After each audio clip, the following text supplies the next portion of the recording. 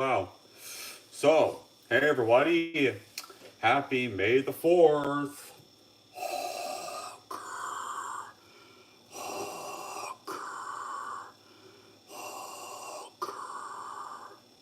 Yeah, you all know I'm here with another live stream commentary. And because, if you all know by this live stream commentary, you know what this is for. Today is May the 4th, guys. What's so special about May the 4th?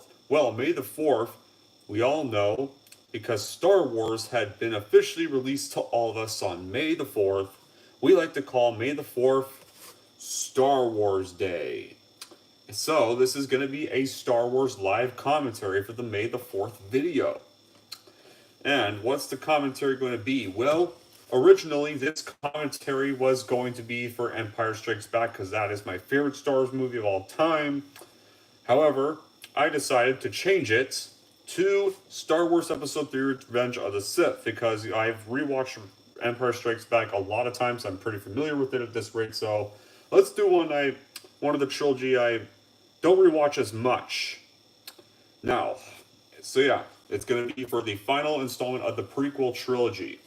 As you all know, I actually do love these prequel films. However, sadly, the toxic George Lucas fanbase, when they released, did not. Like, now, yeah, sure, I mean, Attack of the Clones is my least favorite of the George Lucas stuff, but mainly, the only reason being is that Attack of the Clones just feels slow at times. It kind of gets a little boring. So, yeah, I'm not the biggest fan of Attack of the Clones, but Phantom Menace I enjoy. Revenge of the Sith I enjoy the most of the prequel trilogy, and it's my fourth favorite Star Wars film. It's not better than the original trilogy, but but hell, this actually is a good way to show how the whole Empire really began and show us who Darth Vader was before he became Darth Vader. And plus, I would watch any of these prequels over the Disney trash. And, yeah, more about Revenge of the Sith. This was the first PG-13 movie I saw in the theaters. Yeah, I saw this when I was 6 years old. And to me, it's the only proper Star Wars movie I saw in the theaters. The only one to be a proper Star Wars film. Because I was too small to see Phantom Menace, and plus I was just an infant around the time Phantom Menace released, so I didn't even know anything about Star Wars yet. It was around Revenge of the Sith release I was getting introduced to the series. So, well, yeah. That's why I didn't see 1 or 2 in theaters. I was too small to know anything about Star Wars. But yeah, guys, we are now here with Episode 3 Revenge of the Sith. So, let's get this started now in 3, 2, 1, play. As you all know, we start off with the iconic Fox and Lucasfilm logo that I do miss. Yeah, I always loved watching that. I always loved watching those two logos combined with the fanfare on the VHS tapes for the Star Wars trilogy, original trilogy. Always loved watching that logo. A long time ago in a galaxy far, far away.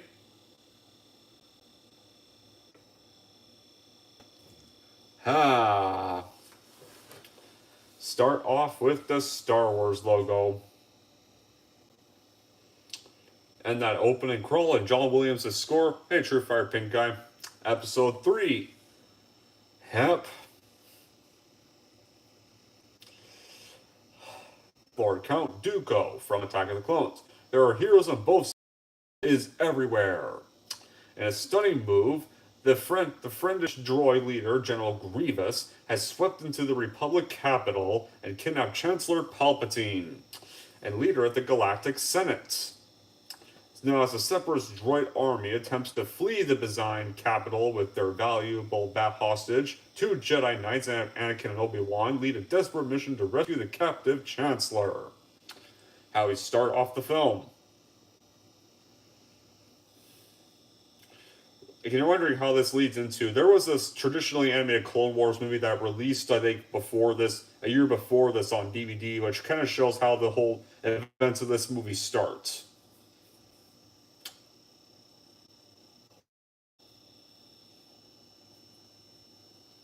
Alright, here we go, guys. open up with our first battle. Another thing, like, when I played the Lego game for this, as a kid that had the episodes 1, 2, and 3, I think I remember, like, when I played this beginning level in the Lego game, if I was either playing Obi-Wan's ship or Anakin's ship, I often just loved crashing into the ships mainly because anytime a player would crash into the ships, literally, one of them would give the Wilhelm scream, go spiraling out of control, and just blow up in midair, which honestly was funny as hell. Because it was just too funny. Like, the Lego games had the 2005 Lego game had such funny death sounds because of how funny the death sounds were. I just loved killing off the characters a lot. Just to hear the death sounds. Like, with Jar Jar, you had, "Wah!" Or Qui-Gon and Obi-Wan sound like kids when they... So, alright, and now we see Anakin and R2 in there. And there's Obi-Wan. Gotta love Obi-Wan's confidence. And here come the flying droids.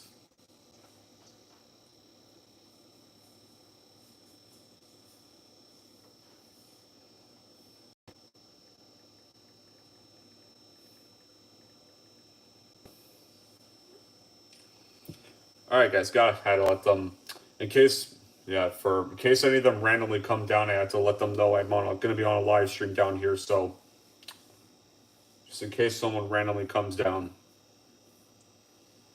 So to let them know, just so they can be careful. But anyway, yeah. Yeah. Oh, there goes one resistance fighter. Yeah. Yeah. Yeah. Yeah, Jedi Prime. They were iconic. I kind of like the old, I kind of like the old Lego games better more than the new ones. Like, I kind of liked it better when the Lego characters didn't talk. I feel like the Lego games now just try to be too much like the movies they're based off of. The more I think about it, the man, do I still need to finish the Lego Skywalker saga? I'm still on episode 1. Eventually I'll get around to it.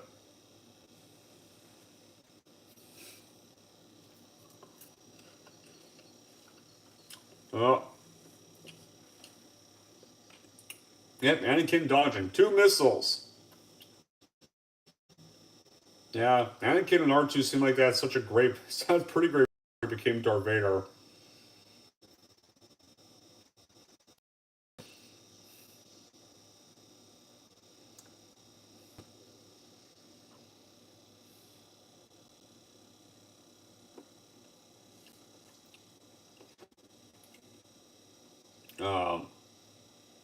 Uh-oh. Oh. There goes R4P17. And that's not the only death of this movie. That's the first of many deaths.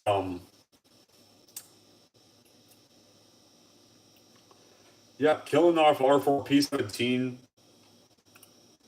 Yeah, you sure would, Darth Prime. And as like, killing off R4P17 first is pretty much a way of telling the viewers this is not going to be your typical Star Wars film, guy.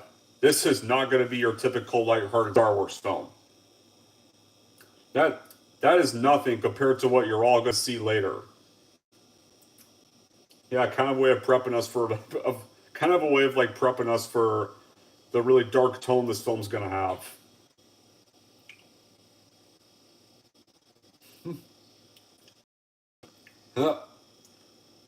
Oh, now that one goes on to Anakin's ship. Is about to kill R2, but R2's prepared. Because R2's so clever.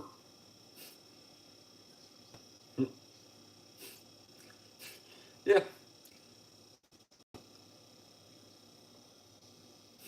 Yeah. I love R2 always being prepared for something like this.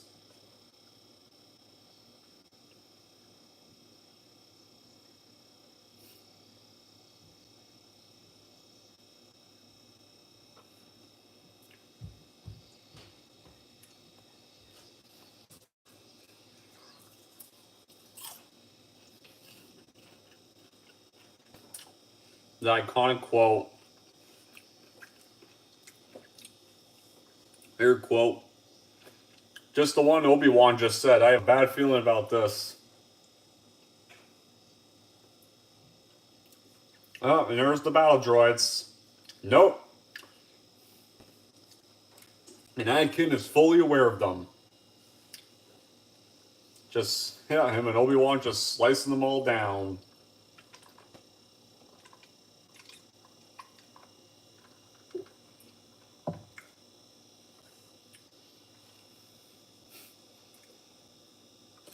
Yep, the first Star Wars movie to be PG-13.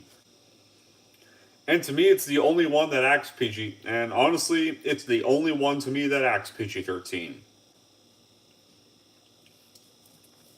Because the Disney shit sure doesn't.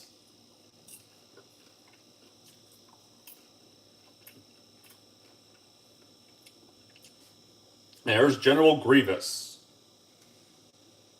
And honestly, I have no idea why the heck he coughs. He's a robot. That's one problem I have with them. Robots don't cough.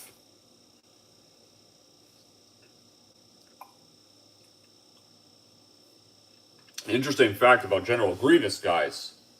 Originally, Gary Oldman was going to play him. Ah, here comes these guys. These droids with the shields. And more. They just got into an elevator full of battle droids. And they slice them down quick. Oh, and here come the super battle droids.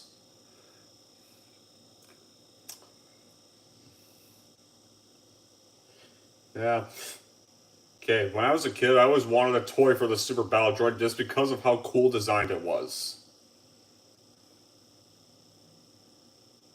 They just look so coolly designed. Yeah, True Fire Pink Guy, exactly. Just heavy PG rated films.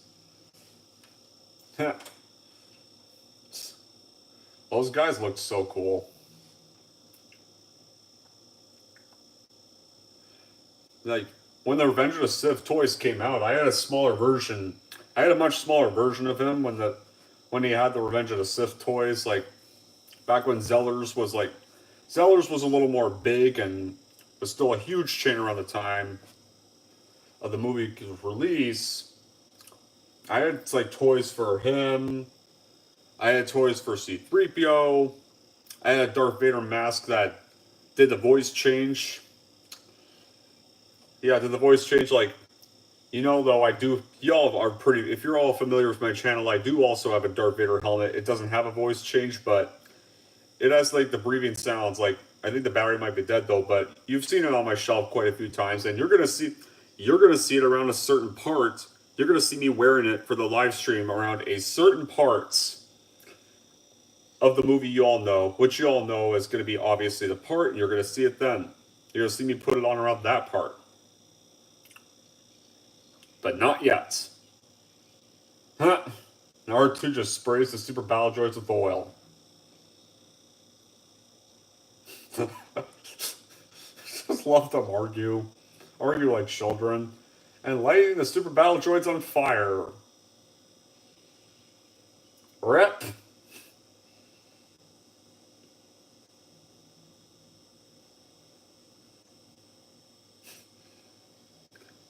Yeah. Yeah, oh yes, Jedi Prime, and the Burger King merchandise. I had a few Burger King toys for them. True Fire Pink Eye, he's the best Star Wars character. Easily. Not just the coolest, the best.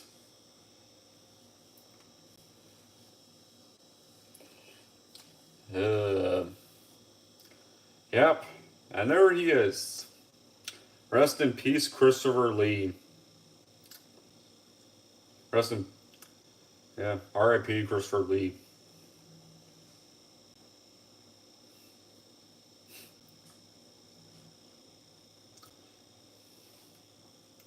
Count Dooku, when it comes to him as a character, he's all right. I mean, he wasn't too bad of a villain in Attack of the Clones. I feel like he just could have been developed a little better. But like, this movie, like, he's not bad, but he just has like one scene, though. And this one scene is kind of meant to foreshadow Palpatine's defeat in Return of the Jedi. Yeah, Palpatine watching, wondering which one's going to be the perfect one for his plans.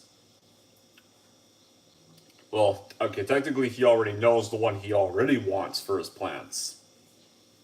One he's been watching since episode 1. When he vowed he'd always keep an eye on.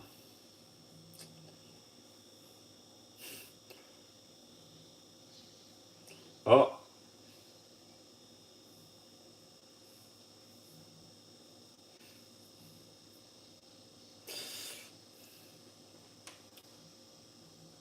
Comes their duel.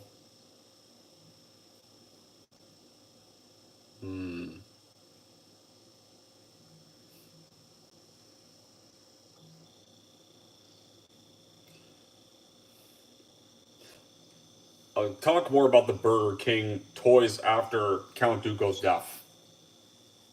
Let's just watch his death scene first. Just cut off his hands. And now he's got Count Dooku's lightsaber. Kill him. Kill him now.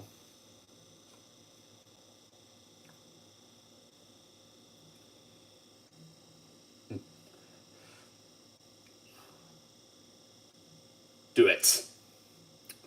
Yeah, Darth Prime, exactly. It foreshadows episodes. It foreshadows Anakin coming back and saving Luke. Not moments. Anakin didn't want to kill him, but he ended up killing him anyway. Luke Skywalker refused to follow Palpatine's orders and said, "You failed, Your Highness. I'm a Jedi, like my father before me." And Anakin saved his son.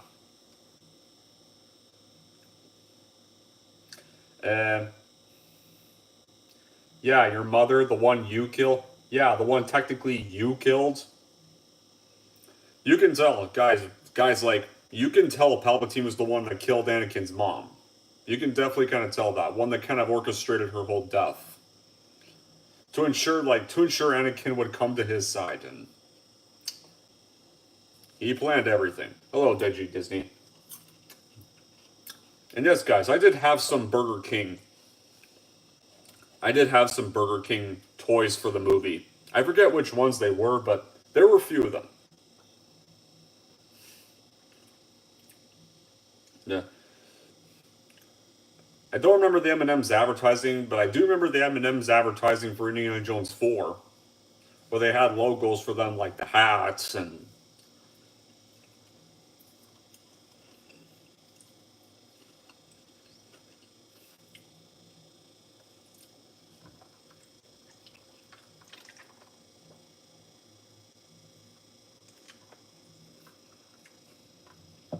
There's R2, going backwards.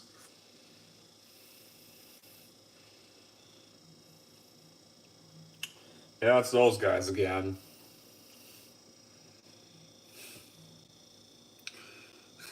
Oh, nice. Nice. Good name for a pet turtle. And R2's iconic scream. Heck, in the Lego game, that was his iconic death sound. If you ever had him jump off. What's that iconic scream? It also gives me another memory of the Lego game. Where, if you had, like, when you played episode 1, the first level, and TC-14 would have to open the doors for you, I would cut off most of TC-14's limbs except for his one leg, because if he did that, TC-14 would still open the doors, but he'd have to open the doors with his head while balancing on one leg because I chopped off all 3 of his others, and it would go... Because, I'm sorry, but that was... Like, yeah, like, that seemed a little too sadistic, but... But honestly, it was just funny. Okay, plus they're Lego versions. It's not violent. They,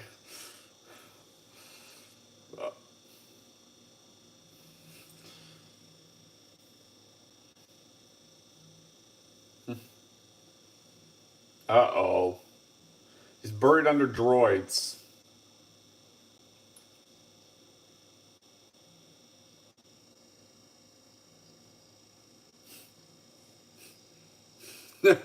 Yes, yes, same as C-3PO. Or if C-3PO died or TC-14 died, their death sounds would be Ekpa.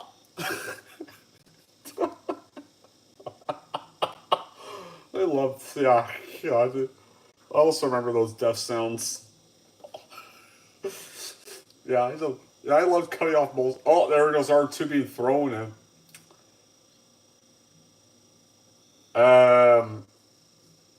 It was them. Yeah, the Super Battle Droid just kicks them. No, no plan B for that scenario. I bet, guys.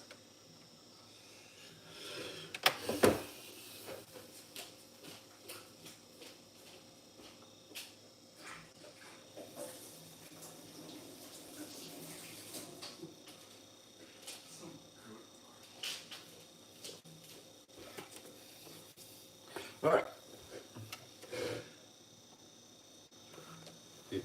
When they had the General, no, when they had the General Grievous toy, and the toy that's and like and when he had all the lightsabers, like because I never saw this character before, I was like, I first thought General Grievous was a good guy because he had blue and green lightsabers, but it turns out those lightsabers were from a bunch of Jedis he killed. And he was not actually a Jedi.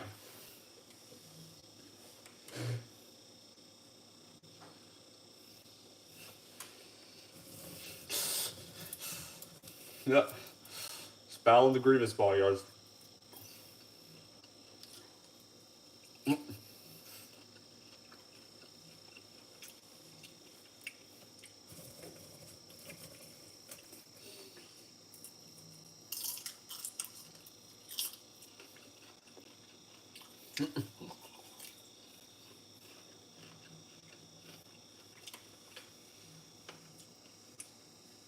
That Grievous bodyguard without a head.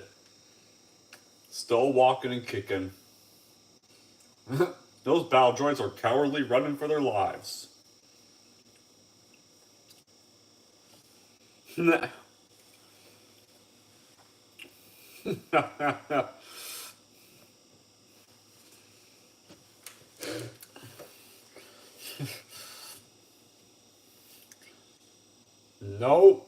or does he? Or, no, well, Grievous is prepared for this one.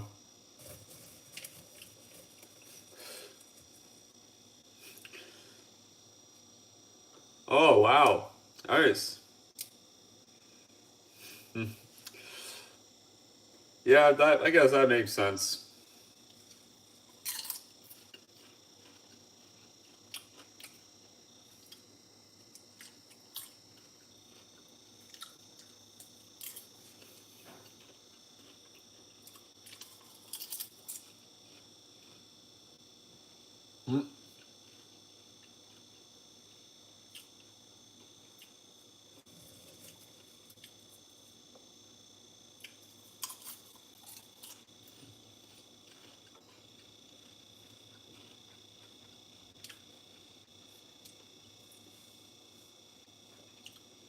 It's kind of a throwback to Attack of the Clones where Obi-Wan Kenobi often says he hates flying.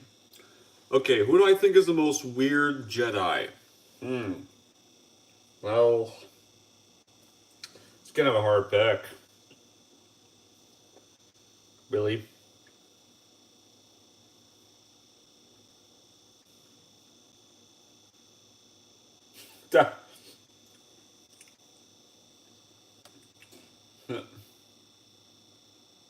Oh, well, they're getting back to Earth. Well, they're getting back to their planet. Yeah, there goes another piece of the ship.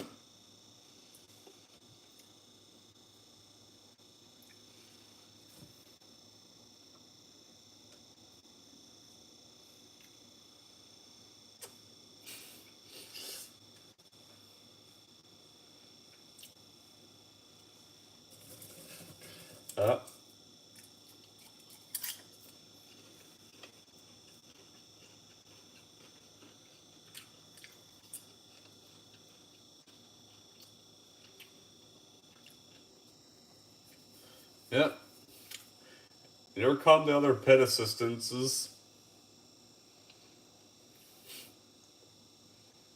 And what do you know? They got back home.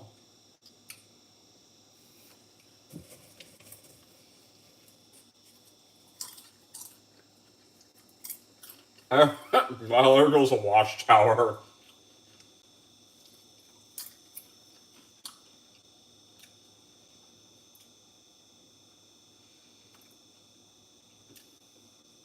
And here comes another iconic Obi-Wan quote.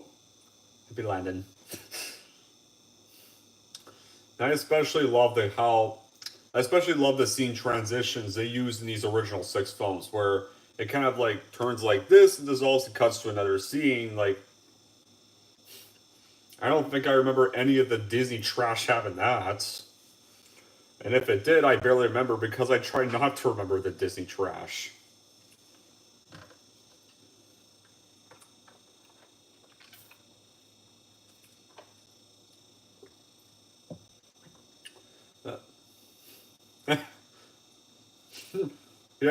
Yeah, Obi-Wan's like me. I'm not brave enough for politics either.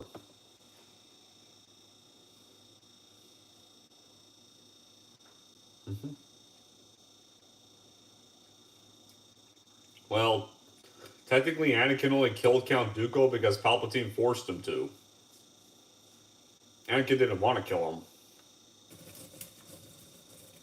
And he regretted it.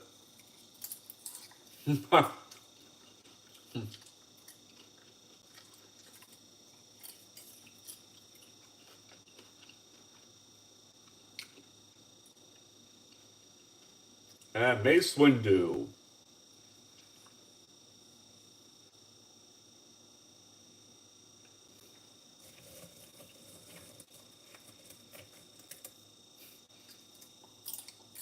Mm.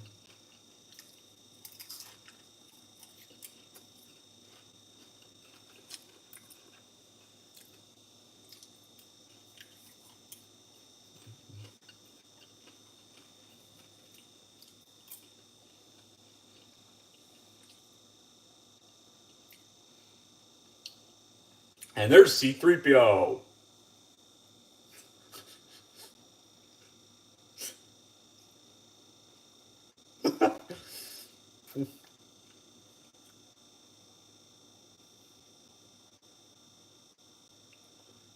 There's Padme in the back. Padme watching him in the background, and there's Padme.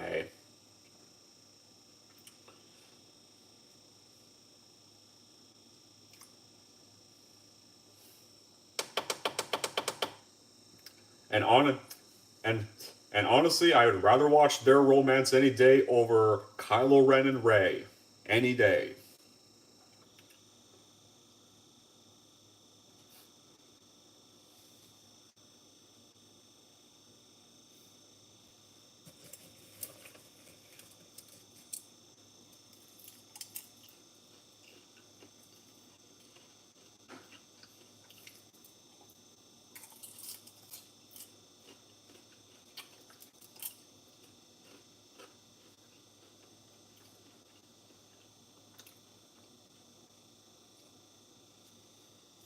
Mm.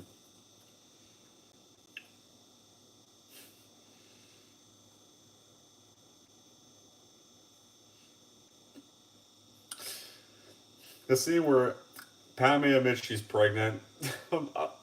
Yeah, I'm sorry. I like the how it should have ended gag. Literally, just it has me thinking of this scene. Has me always thinking of that gag in the how it should have ended videos. Whenever a news like this gets announced, did you hear I'm gonna be a dad? Remember that gag in those videos? Every time something like that happened in the How It Should Have Ended series.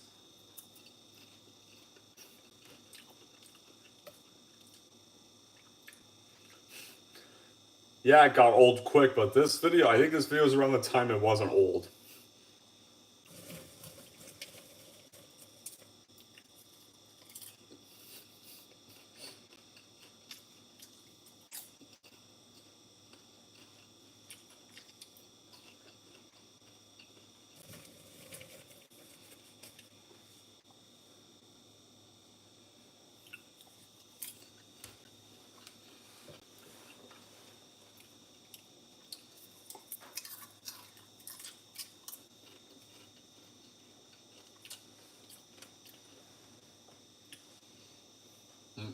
Yep, there's Grievous back at his base.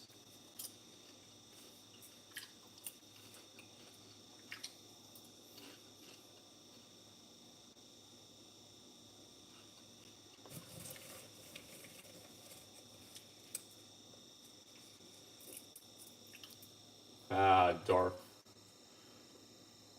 We all know who Darth Sidious really is.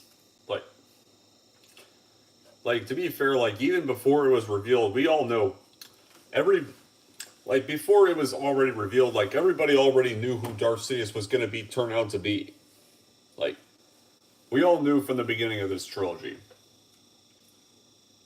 So it really wasn't that big of a shock when we find out who Darth Sidious is.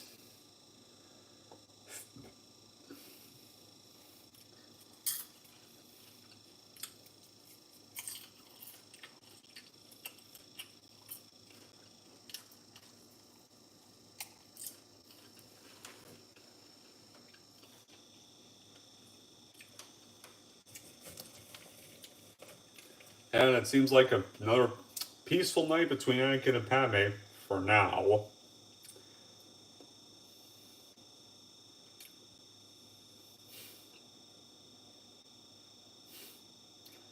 Uh, if only that could have happened. Getting the razor kid on the boo. Shame that never got to happen.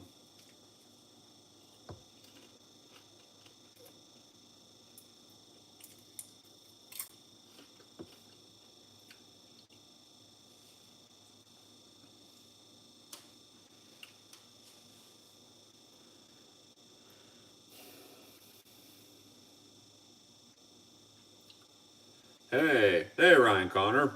Just perfect timing. May the fourth be with you as well. Uh-oh. And here's where the dark tone begins. Anakin's first nightmare. That's when he knew this film was not going to be your typical Star Wars film. As soon as that part happens, things are going to get dark from there, and nothing lightens up after that.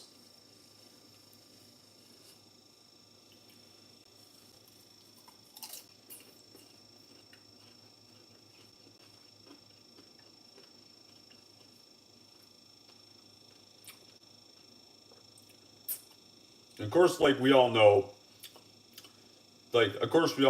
Padme was never in danger. Like Palpatine was actually the one giving Anakin all those dreams, just so that he'd be more persuaded to go to the dark side and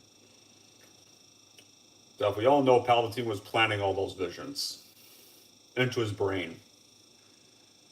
Yeah, he needed a way to corrupt Anakin to the dark side, and oh, did it work!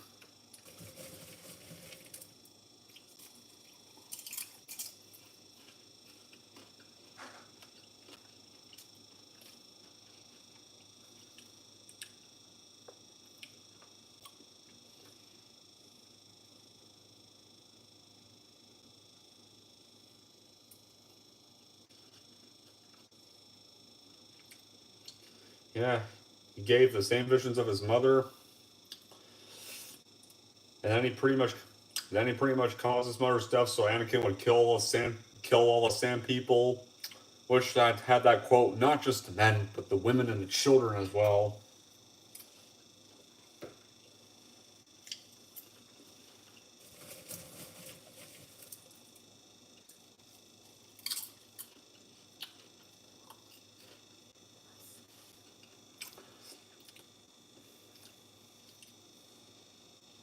Yeah.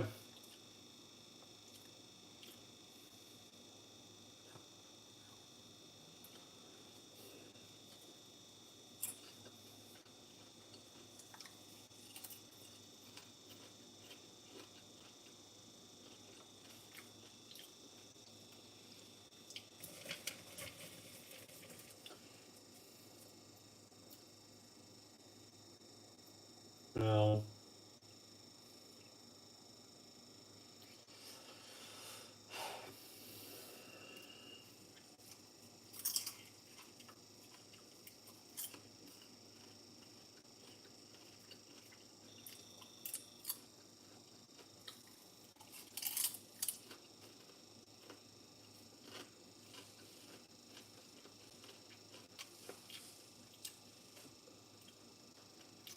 There's Yoda.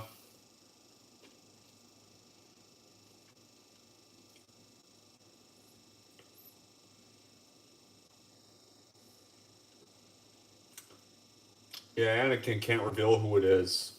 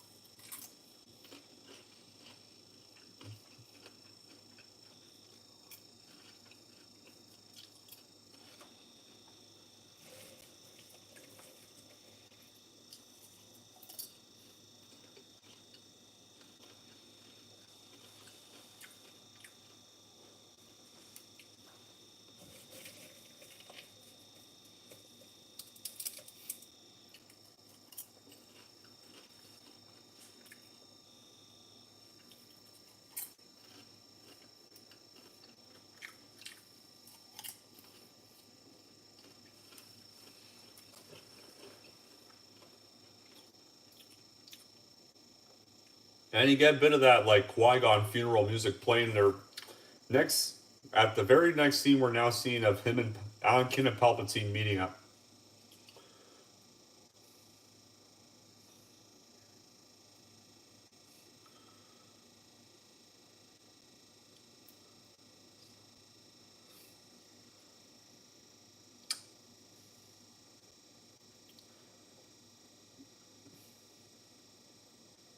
Not a good thing. No. Yeah, the Jedi Council aren't going to approve of that. No, they didn't. We know how that ended. They did not. That scene has another iconic quote. We did not grant you the rank of master.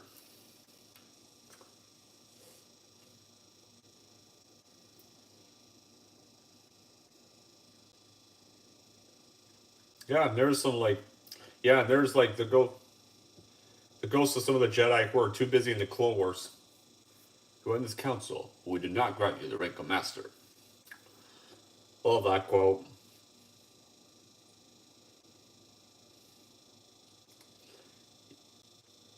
And those Jedi that look like Force ghosts are looking like Force ghosts is because like they can't be because they're too busy fighting in the Clone Wars right now to be a part of this meeting.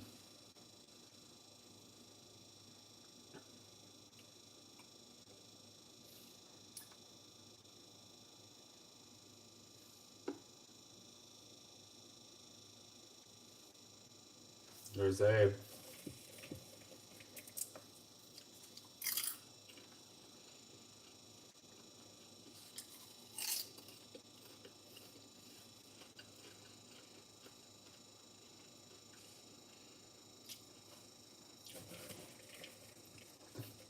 Yep. Yoda goes to the Wookiees, where we will first meet Chewbacca. Before he worked with yeah, Chewbacca before he met Han Solo.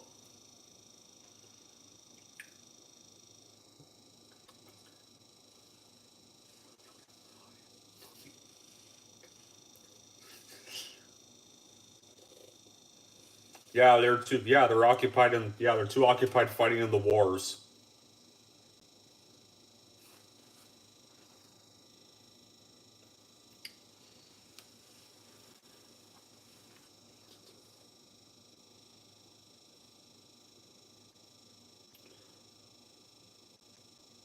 Hmm.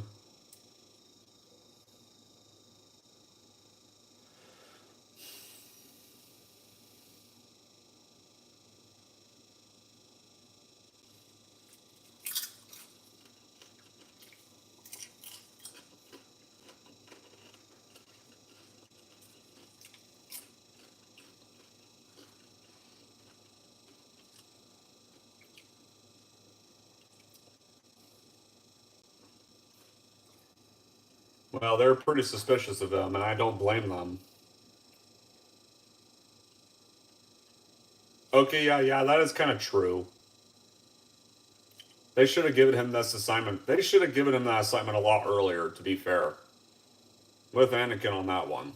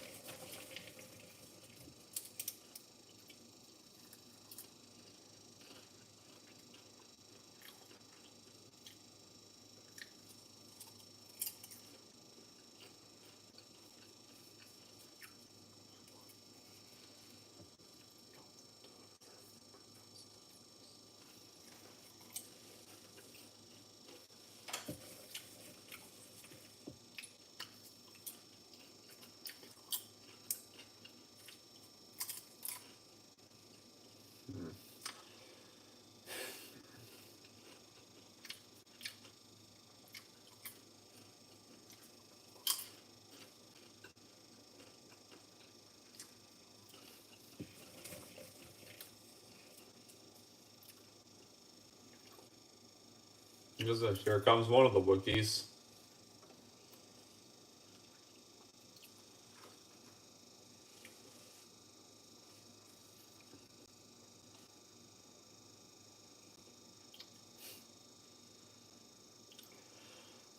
Yeah, well, the war was part of the plan.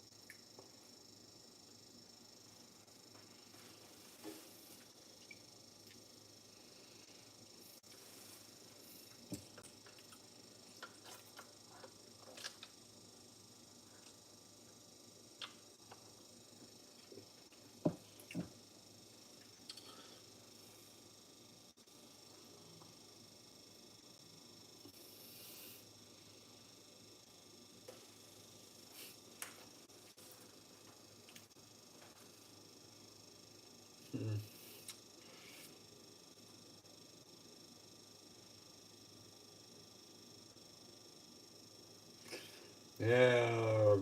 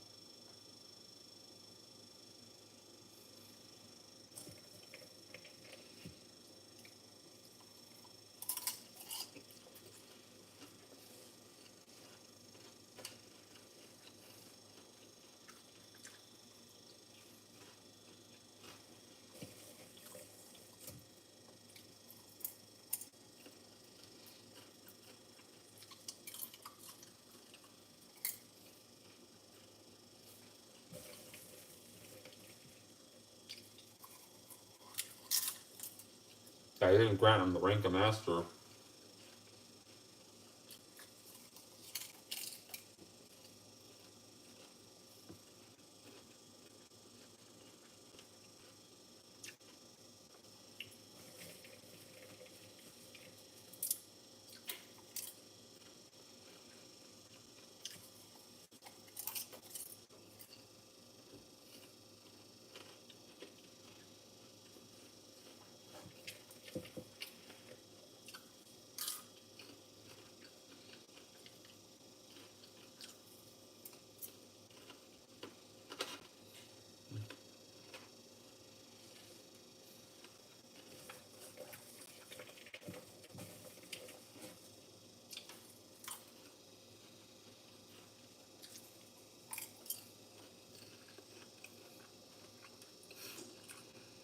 Yeah, definitely right there, Connor.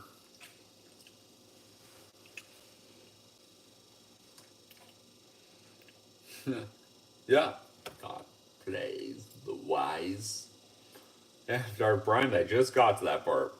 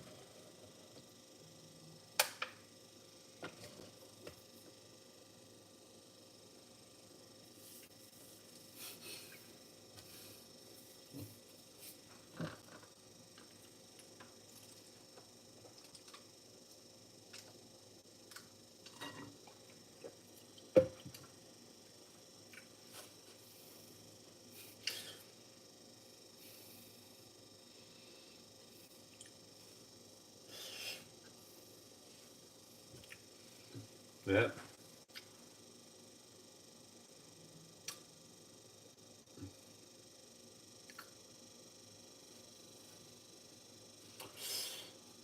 Yeah, learn this power from a Sith Lord. Him.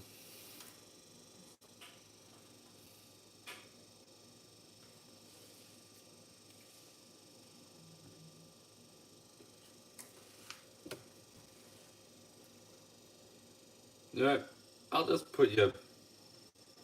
Yeah, I'll just put you there so people can easily. Yeah, so let's have a live stream. People see you more, Vader. I'll straighten out your cape. There. There you go.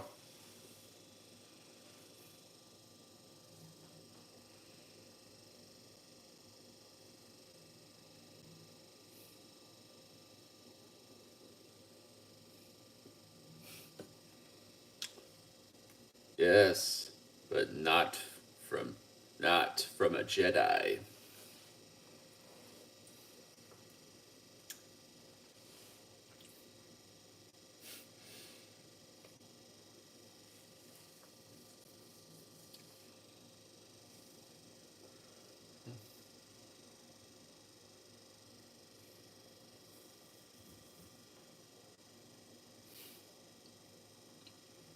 Yeah, Yoda there with the Wookiee, and there's Chewbacca in the background.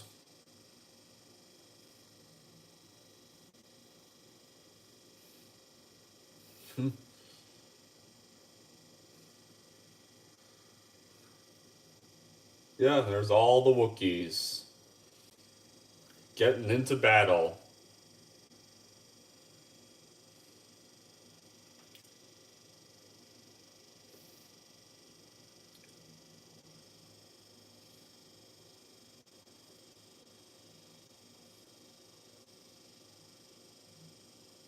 Hmm.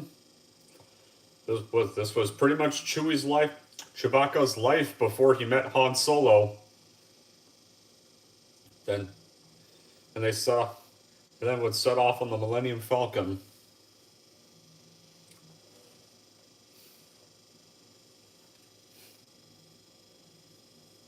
Yeah.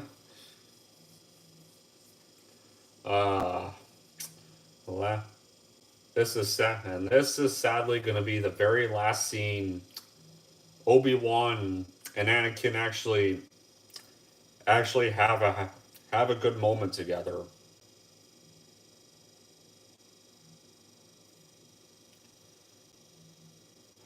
The last happy moment we'd see of them. Because the next time they'd see each other, it was not going to be a very happy moment. This is the last Obi-Wan ever saw of Anakin. By the time these two reunite, Anakin is long gone. Anakin's pretty much dead, and he's pretty much now Vader.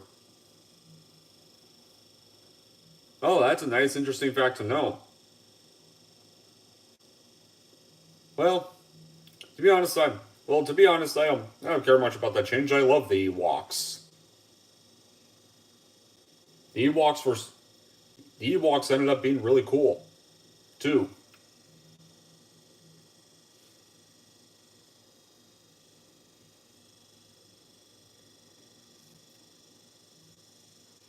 And there's Cody, Commander Cody.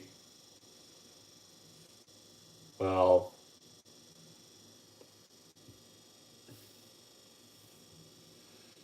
hmm. Yeah, next time they'd have a happy moment, it'd be with once they're now Force ghosts and Palpatine's been defeated. Not for not for like another six. I think 16 or 18 years. I know 16 years is the gap between this and New Hope. Oh, there's another vision. And this time it has Obi-Wan in it.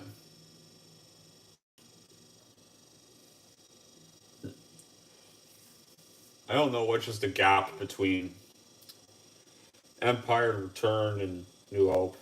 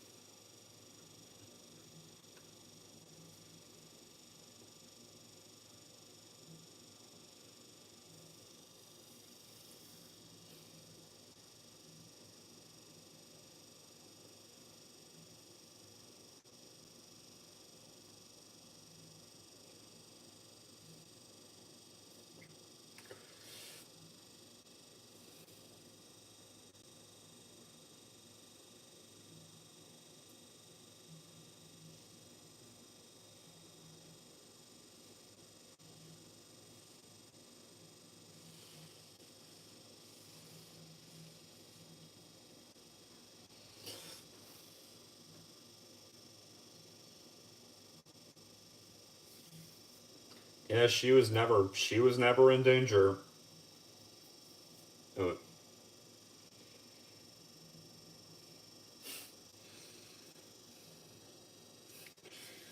Yeah, took took a long years, but eventually he got him back.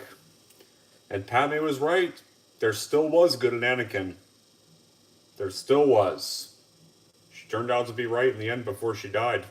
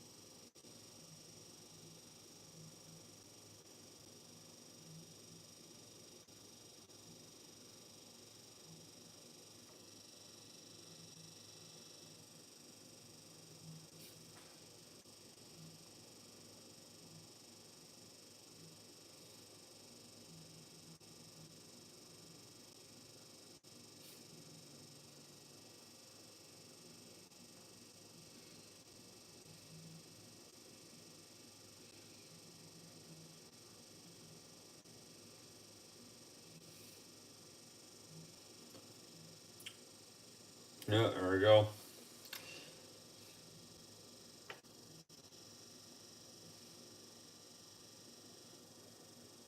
Yeah, there's the creature he's on.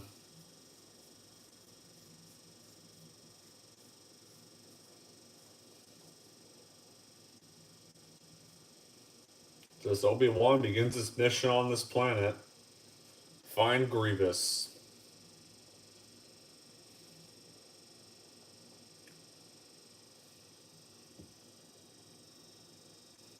And there's Grievous.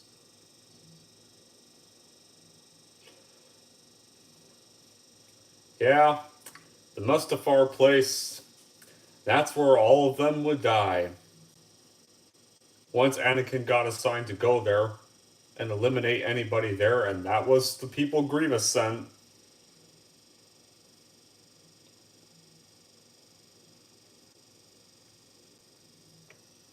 Yeah, the very same people that tried to kill Padme in episode 2.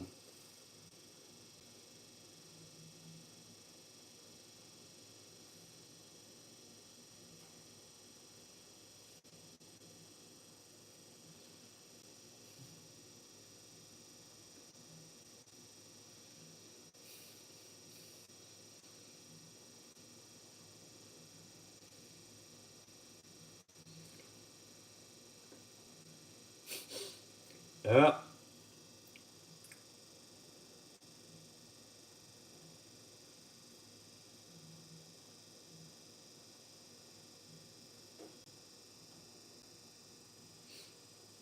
Hmm.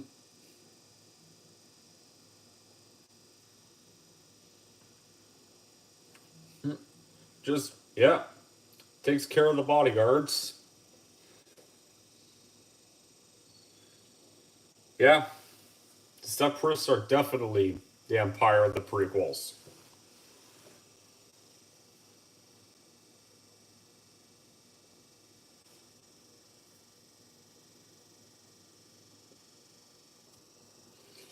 And here comes Grievous when he has all the lightsabers from the killed Jedis. And begins their duel.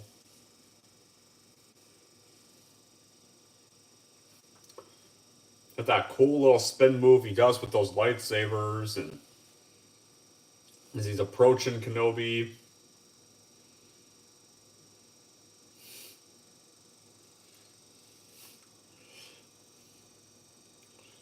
So begins their duel.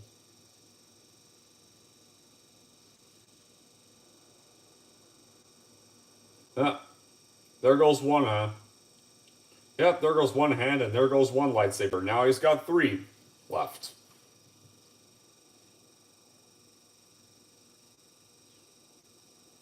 Yeah, there goes another hand, and now it's only 2 lightsabers left.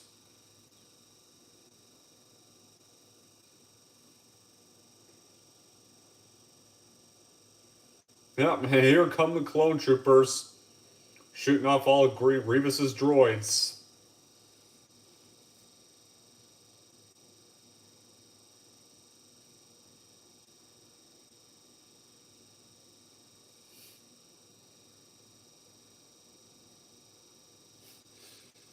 Oh, doomed. Yeah, good timing for that, Ryan. Just got to that quote. Yeah. Yeah. Falls and lands like a spider. Crawls away like a spider. Tries to escape.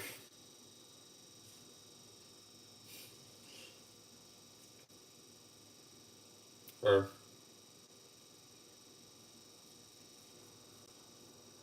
or tries to kill Kenobi on his attempt to escape and runs over a few clone troopers. Oh. There comes this creature thingy.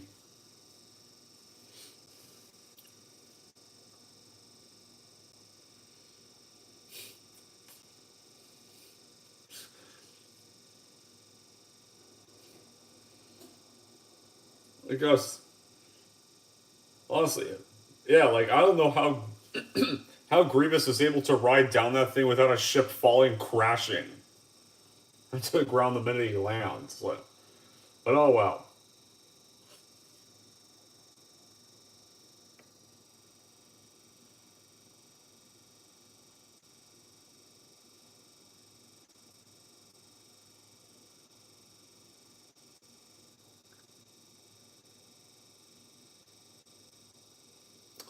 Yeah, Mace is onto something.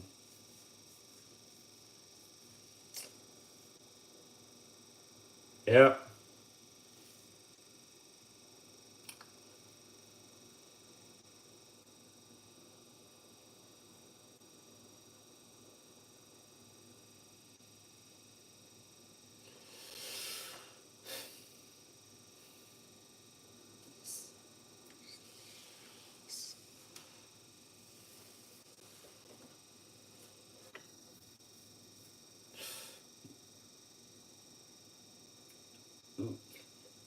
There's the Palpatine again.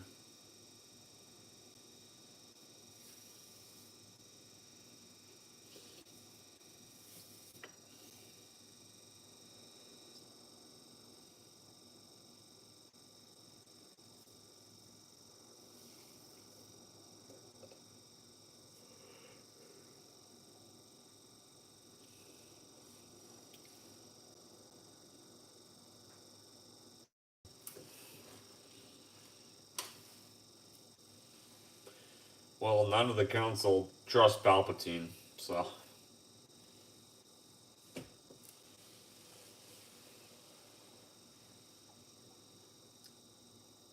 Well, Palpatine, they don't really trust you either.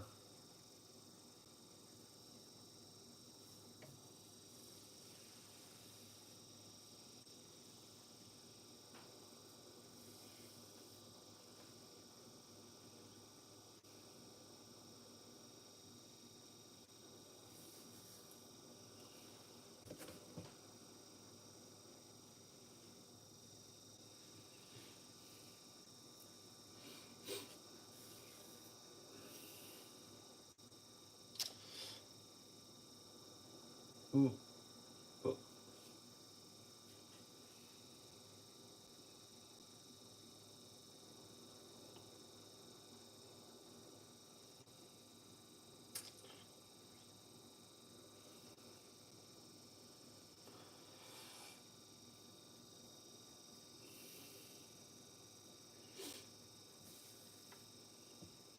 Yeah.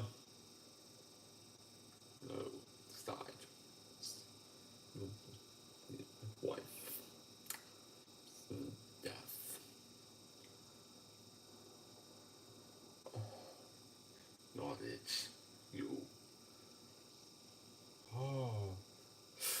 Yeah. Hello, Junebug Films.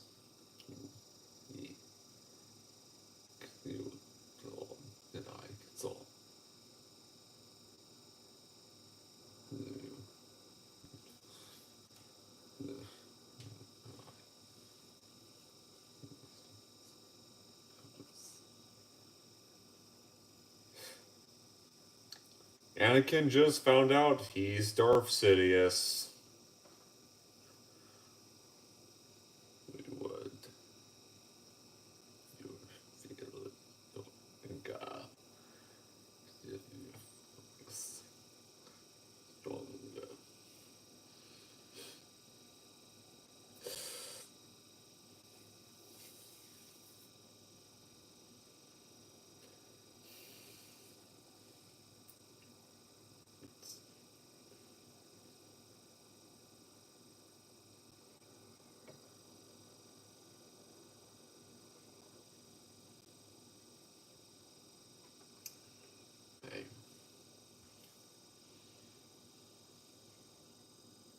Yep, and so now we can cut back to our duel with Grievous and Obi-Wan. Obi-Wan's still chasing Grievous.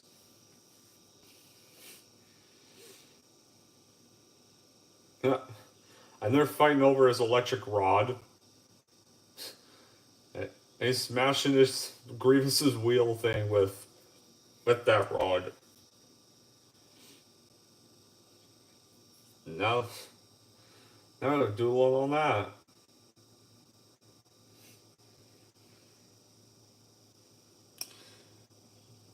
If that isn't director, no, not really. I don't have any dreams of being a director. Because I know exactly how Hollyweird is today. And plus, to be honest, I don't want to turn out like Chris Stuckman, who now doesn't want to criticize, who now like joined the film industry and now doesn't want to criticize a single bad film.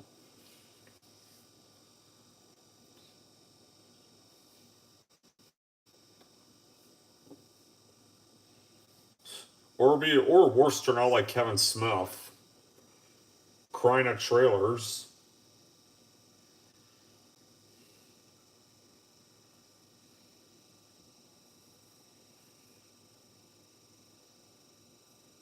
Oh, Obi-Wan hanging on to Deer Ledge. Well, that just shot Grievous right into his chest, so human area, and yeah, and so that takes care of General Grievous. All right, well,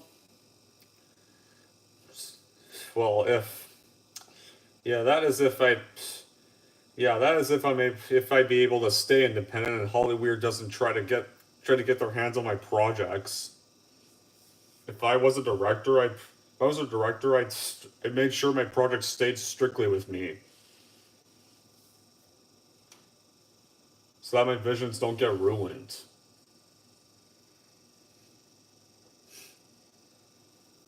Lord.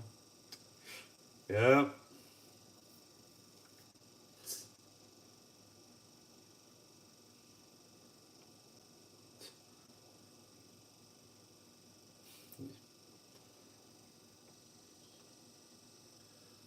Oh. Since the red lightsaber's about to make an appearance, guys, I got something to grab you. I'll be right back.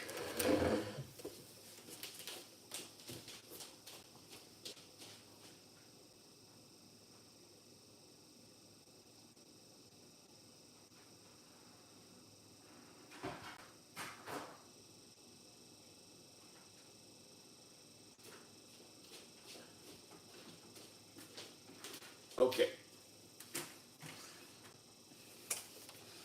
Technically, all right.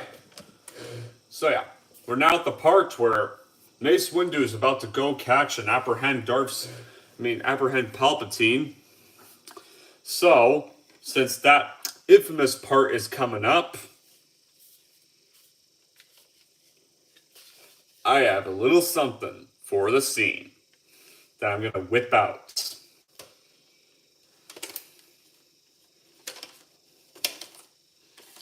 Alright. You say.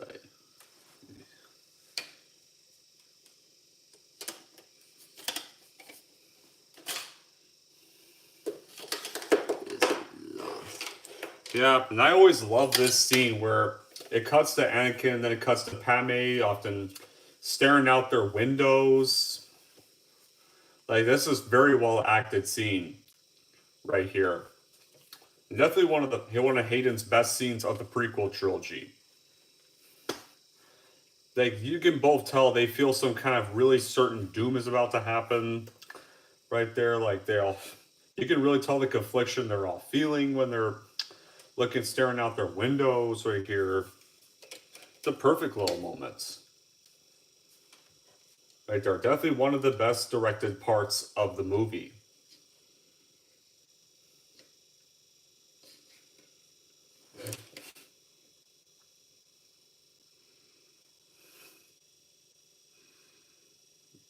Little joke. Little joke? What did I miss? No. Oh, whatever. I'll check it later. I don't know what joke to talk. Oh, there comes 3PO. Just going. Just kind of just randomly showing up in the scene going, just saying nothing, just bowing to Padme. Alright, here we go, guys. I got the lightsaber ready. You'll see me whip it out. Just droid. That's it. Into the Galactic Senate. To rest. There's Kit Fisto and 2 other Jedis. Your fate. I am the Senate. Yet. Here we go. Here it comes. Treason. Oh yeah.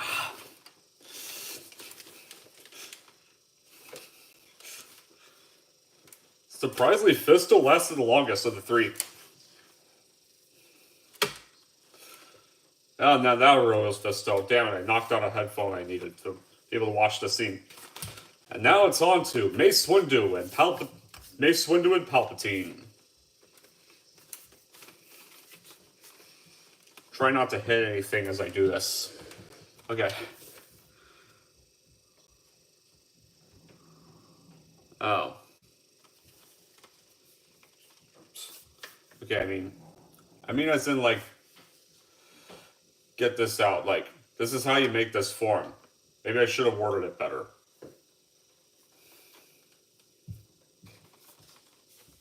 Okay, maybe I should have worded that better.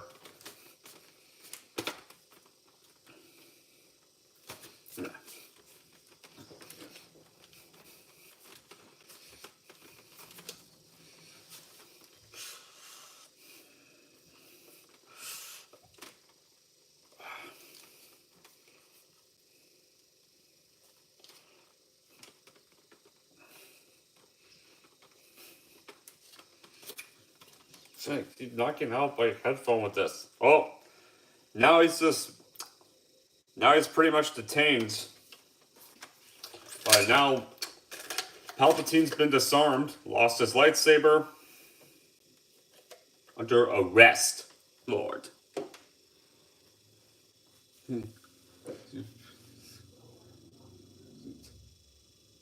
Over. Just no. Almost. Ooh. No.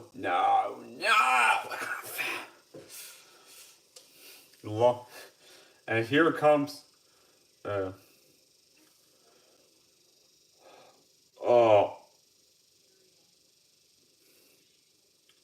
no. Oh great. After this lighting part, I already know what this is now gonna remind me of. Not that part.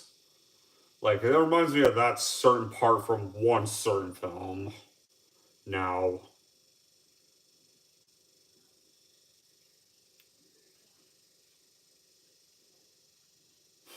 And now we see his newest face. We got this.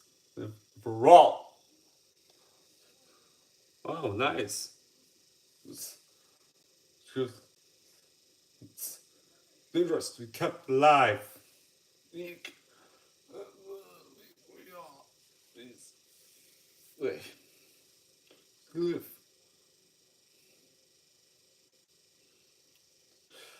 Him.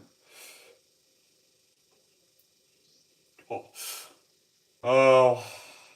This is not just Mace Windu's death, guys. This is not just a scene where Mace Windu dies. This is also, you could say this is also pretty much the scene where Anakin dies as well. Yep, guess you could say Anakin pretty much died the same way metaphorically Mace Windu died right there. It's like done. Another great active moment from Hayden. What have I done? Pretty much Anakin's very last. That to me is Anakin's last words before his death. And becomes Vader. Very last thing he says. Fight the Force.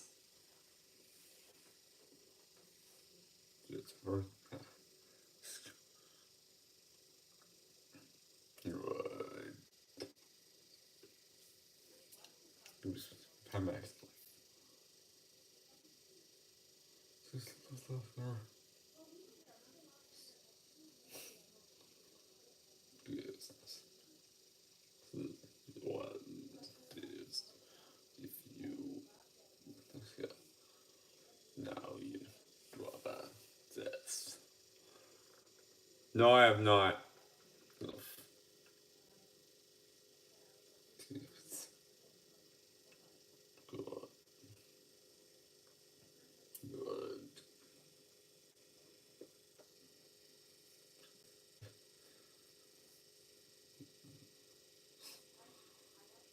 Force draw this will become fourth to be known as Darth Vader. And right there is when Vader was born. And so begins the birth of Darth Vader. He doesn't get the suit just yet. When I first saw this movie, I was wondering, when's he gonna get the suit? Doesn't he get the suit once he becomes Vader? But then I ended up finding out how he got that suit. And why he looked bald at the end of Return of the Jedi when they unmasked him.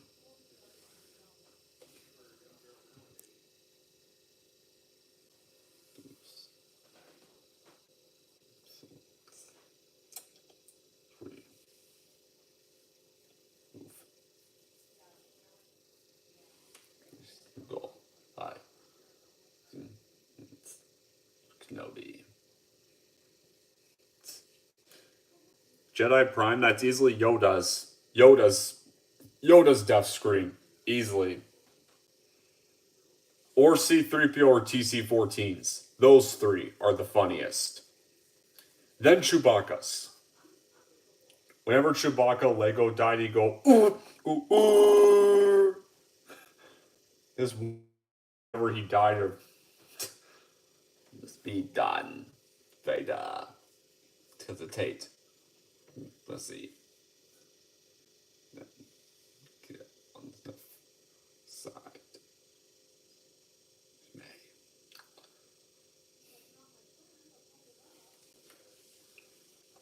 Gonna be dealt with.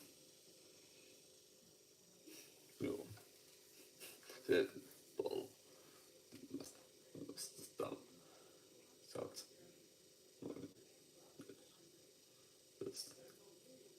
Okay, now you can tell Vader wiping out Viceroy. You could tell Vader was very happy to do that one. Vader was probably really excited to get to kill Viceroy. That guy has constantly tried to kill Padme throughout all of Episode 2. And so it all begins. So begins the downfall of the Jedi and the rising of the Empire. Starting off with this raid to the Jedi Temple. And you see Anakin, love the shot, Anakin marching with the clones to go kill all the Jedi in the temple. That badass look. And now we cut to Kenobi where Execute Order 66 go starts. Start off with Execute Order 66.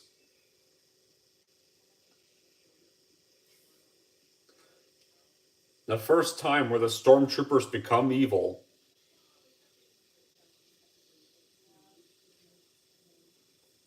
But they're no longer the clones after this. Then they pretty much officially become the stormtroopers.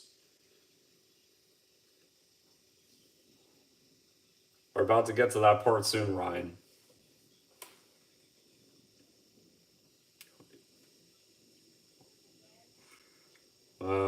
It's no battle no more.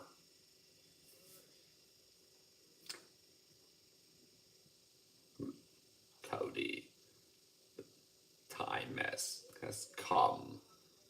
Execute Order 66. No. Oh, man. I could bet you Cody didn't want to do this. But had to act on orders for Palpatine. Well, we know Obi-Wan survived this. Of course Obi-Wan survived. They can't kill off Obi-Wan, otherwise episode 4 wouldn't make sense. Unfortunately, the rest of the Jedi in this next part are not so lucky. And honestly, this one's the saddest. Because he realizes he had no allies. He was all alone on that battlefield now, and yeah, died completely all alone.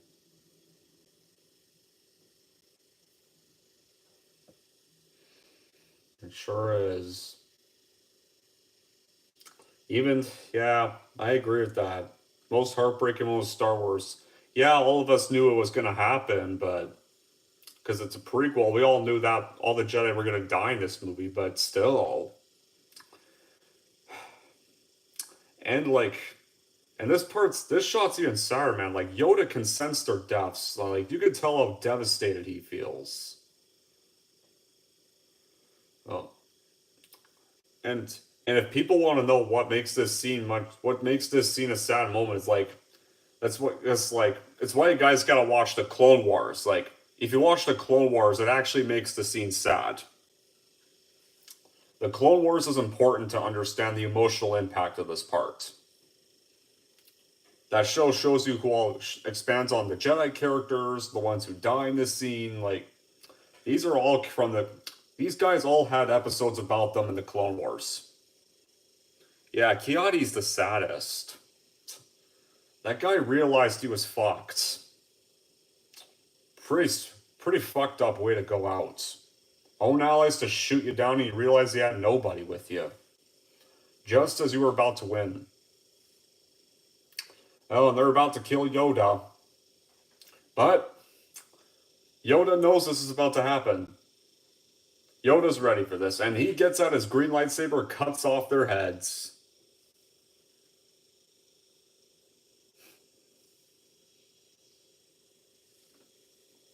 Yep, we gotta whip. Yeah, we gotta go. Yep. Yeah, the Wookiees are getting Yoda out of there. Yeah, there's more Jedi dying. Oh, not the younglings part. Hate this part so much. Oh, no, no, no, no. Oh, no, no, no, no. Like, you can tell Anakin does not want to do this. Hates having to do this, but he has to. Palpatine's orders.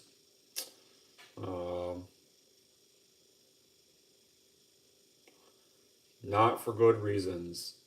No, he's gone, and it's like, yep. Padme now knows the world she built is no more. World she built's just coming to an end. Jedi Temple is gone.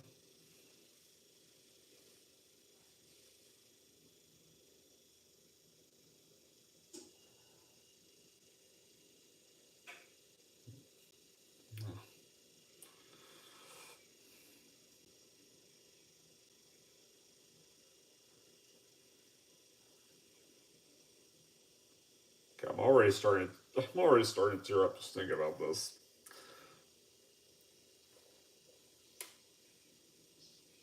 Well, one Jedi is trying to get them out of here. They're trying to wipe them out, but no, even he's not so lucky. Yep, now he sees what's going on.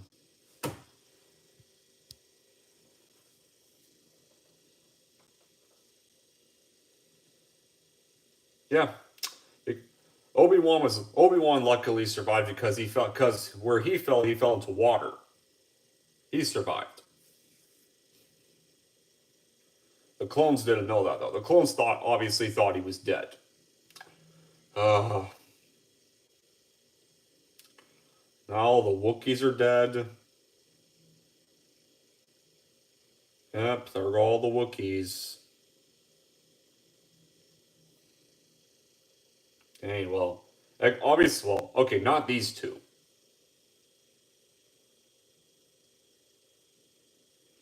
Yeah, it's the shame Yoda and Chewbacca never saw each other again. Really wish they could have saw each other again before Yoda passed on. But and after this, Yoda then left that planet and then met Han Solo.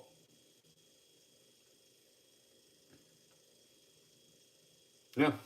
And then those two would go on to meet Anakin's son and team up with him to destroy the Empire.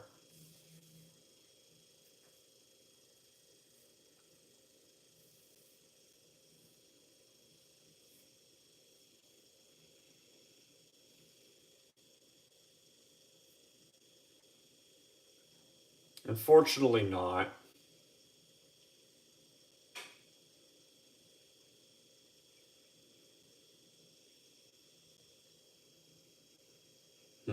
They don't know he's still alive.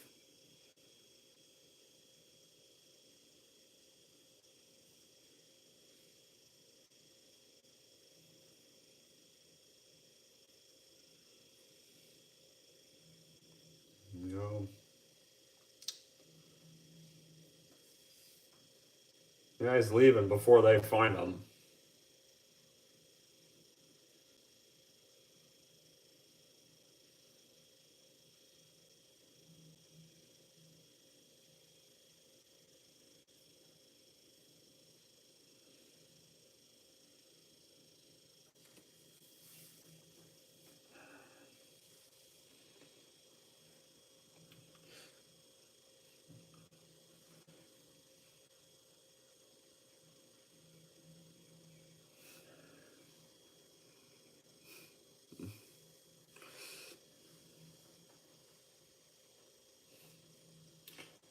Yeah.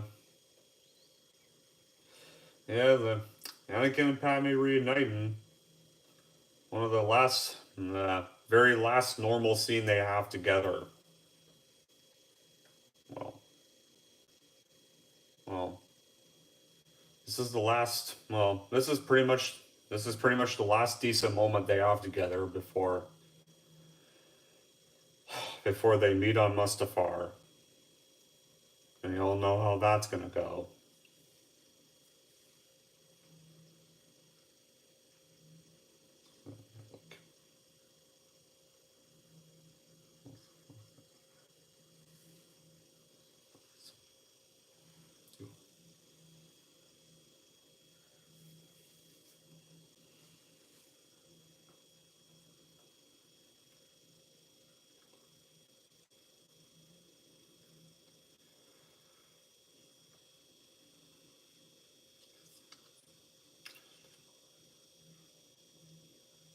It will not.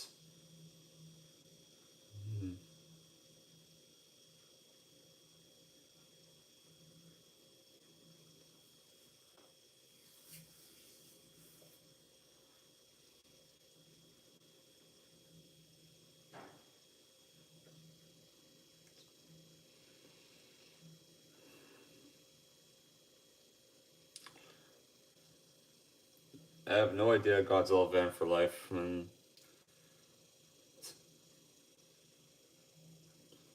Uh,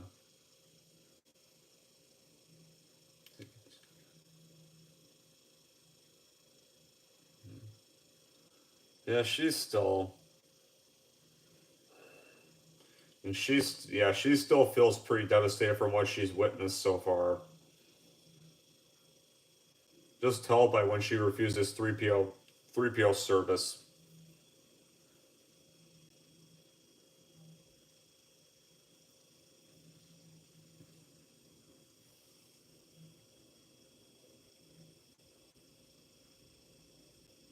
None. Except for you and Yoda.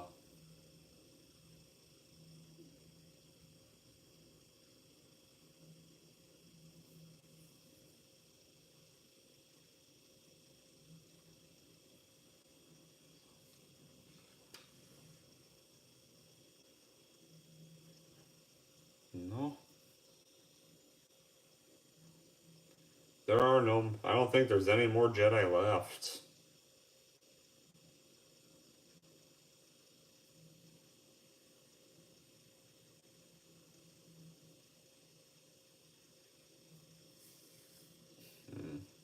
And there's Mustafar, where Viceroy is at.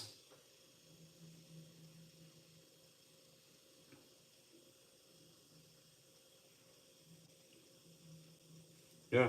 The place Vader's been assigned to go to.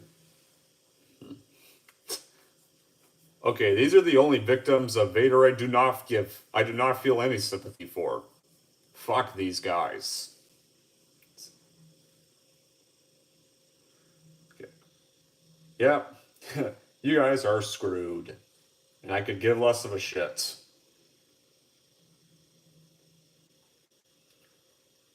Like these guys are more bastards in Clone Wars and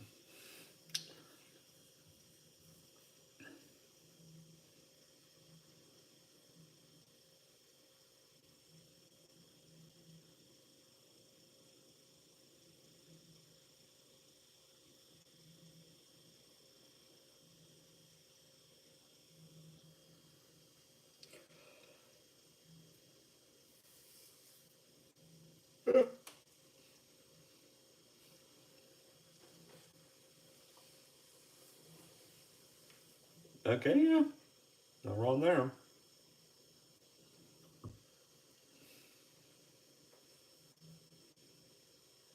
Alright, back to Mustafar. Just as Vader has arrived. Just arriving in time to kill Viceroy and his crew. And his battle droids with him.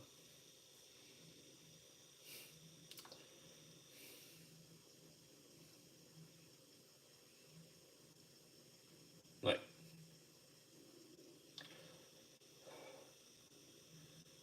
yep. And R2's like, I got a bad feeling about this. Pretty much what he's like. You know something's not going to go well.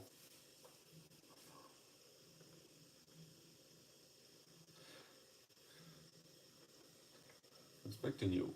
Yep. It, yeah. Later. Yeah, Viceroy and his crew are the only not sad deaths at the hands of Anakin. Hey Jay, you just arrived. Just arrived at this bit when when the Empire is starting to form. Yeah, the very part where he's about to where Palpatine is just forming the Empire.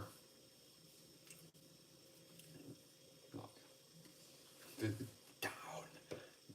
That.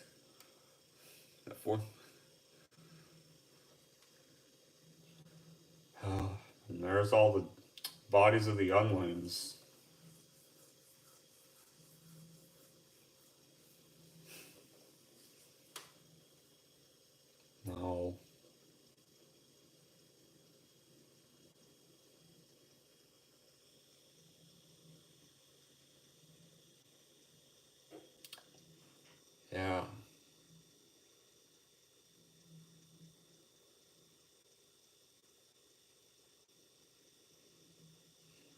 You don't want to know.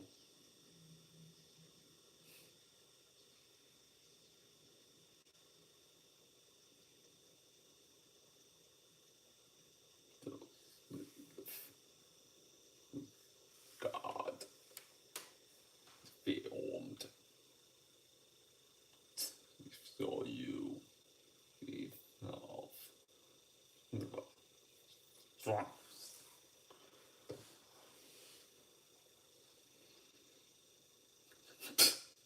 Bye. Ooh. Never. Now he's Vader at this point. Just by the look in his eyes. Nice. The First Galactic Empire!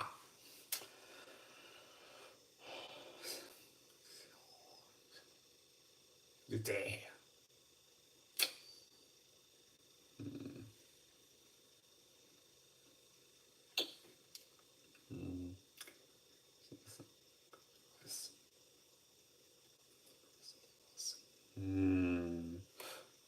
Oh, just at that part, Dark Prime.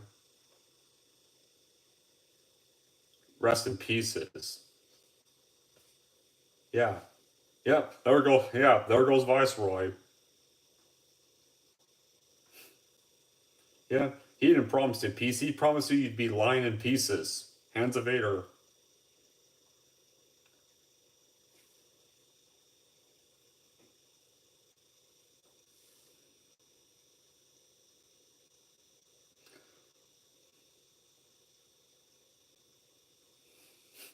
Yeah, and only Obi-Wan and Yoda are left.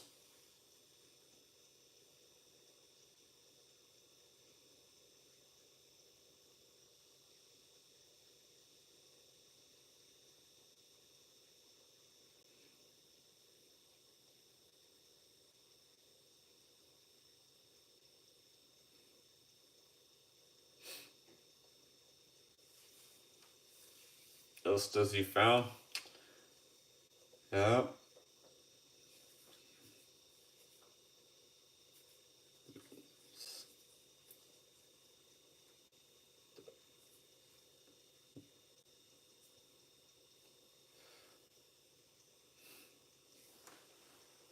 The Sith. We must.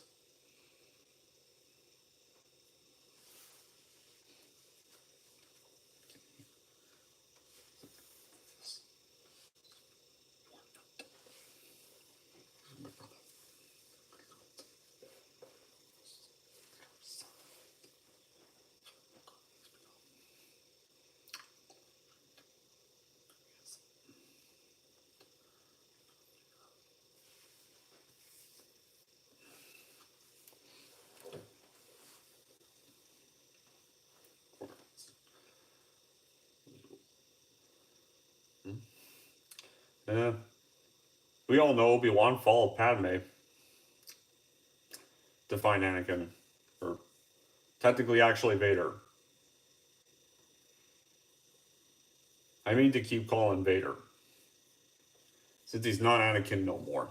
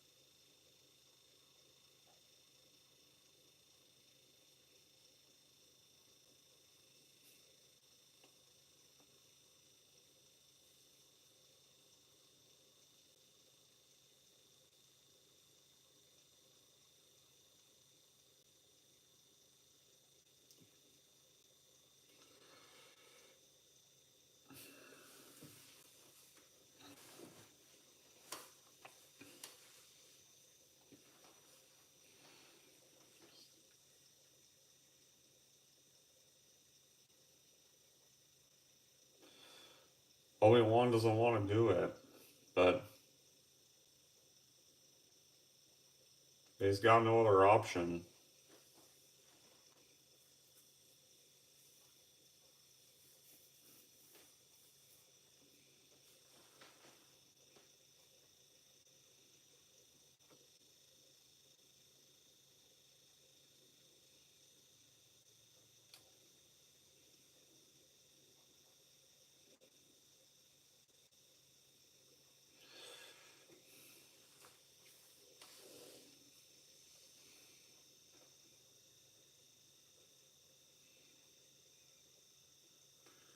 And another great acted moment.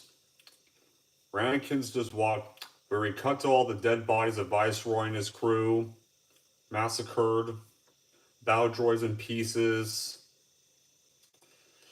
Just and Vader just standing over Mustafar now. Clearly now with that whole look of guilt on his face, knowing what he's become. Yeah, horrified to know what he's now become. There's no going back for him now.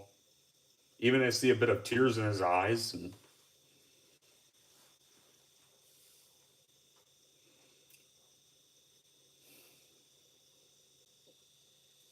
another terrific shot right there.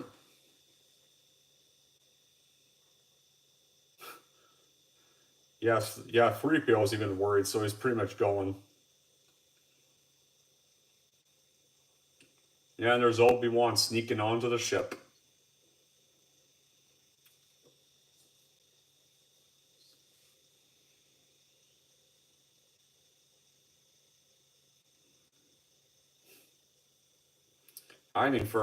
Going in there to hide until he arrives on Mustafar.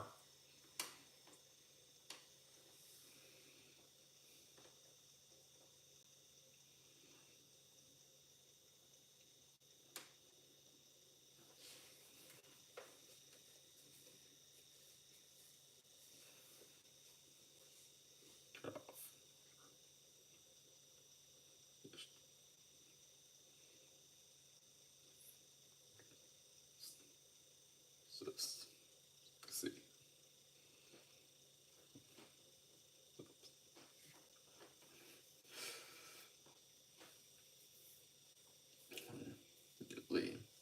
Yep, shut down all the battle droids. That's bye to the battle droids, and in comes the stormtroopers.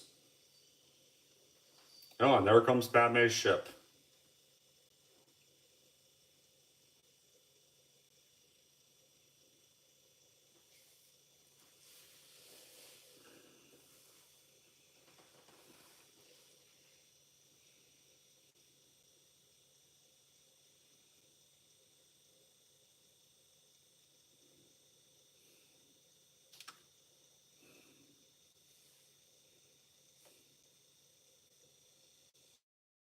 She's kind of assuming the worst, but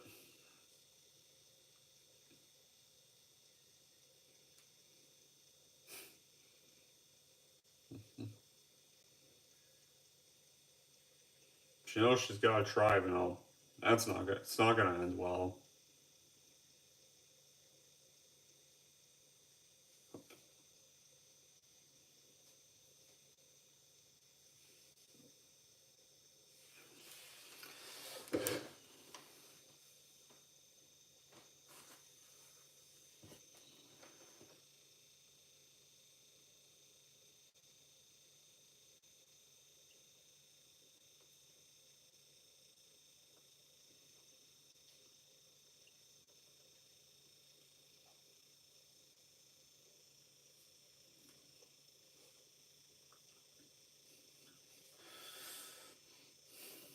But it ain't going to be easy.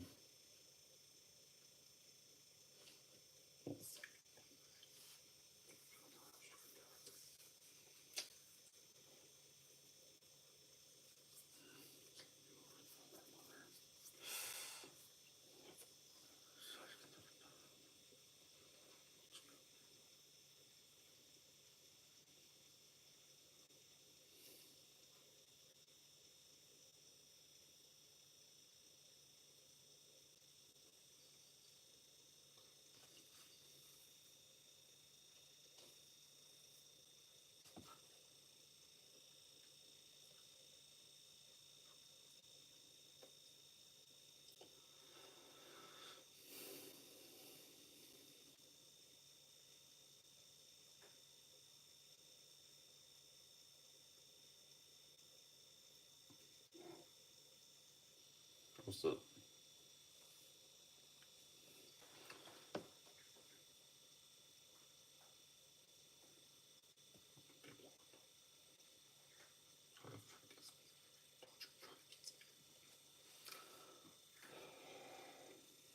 oh no.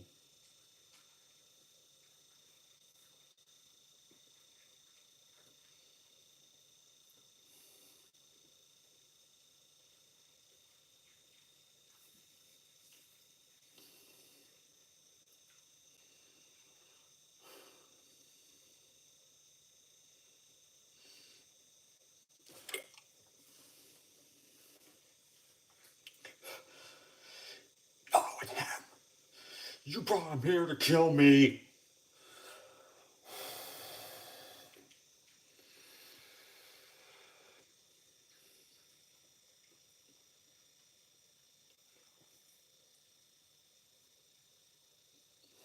Yeah.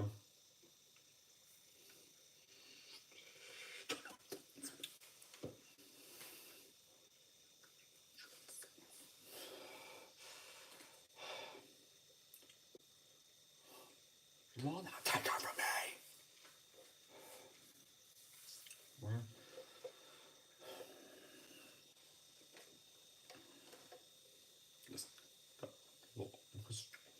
No, no. I've become the very thing you swore to destroy. Look at me, Obi-Wan. See through the lies of the Jedi. I do not fear the dark side as you do. But peace, freedom, justice, security to my new empire. Your new empire. Make me kill you. Again, my allegiance is to the Republic, to democracy. If you're not with me, you're my enemy. Yes, Sith, abstinence. Do what I must. We'll try.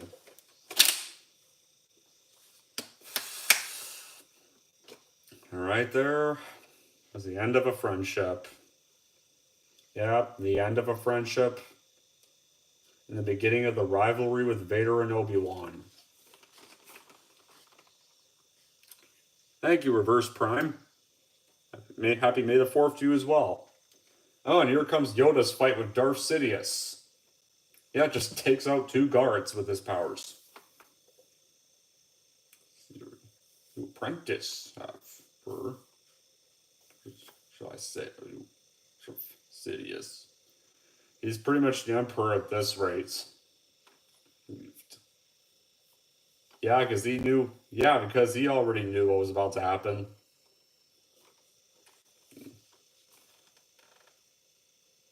Full power, the dark side.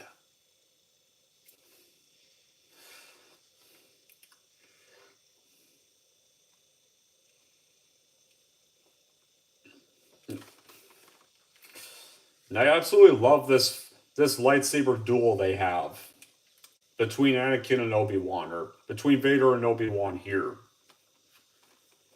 Definitely one of the best lightsaber duels of the franchise.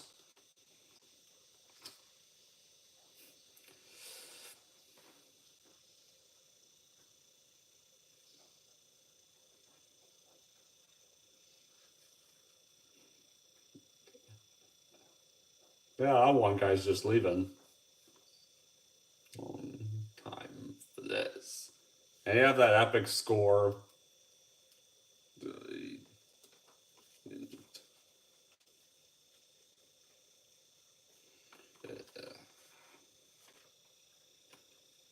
Yoda gets up.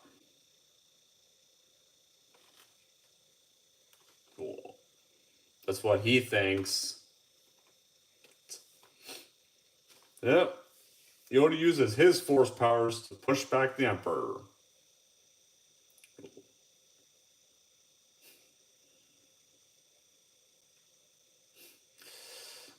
Yep. And so begins the duel between them, and rips out his green lightsaber.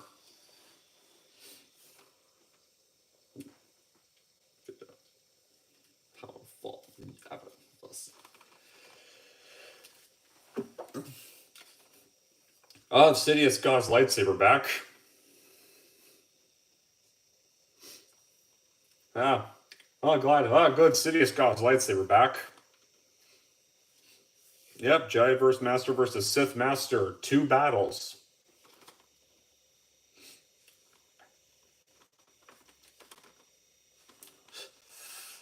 Oh.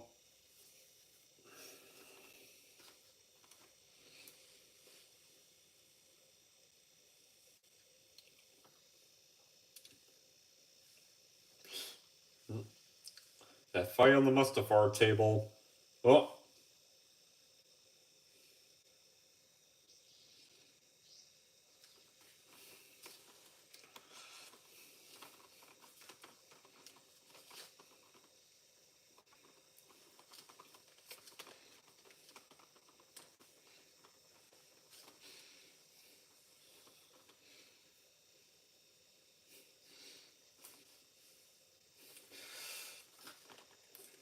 Oh. Oh.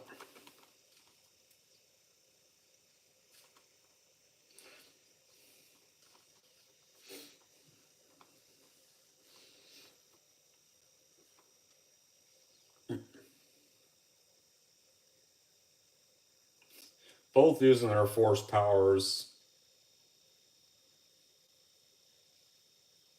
Ooh.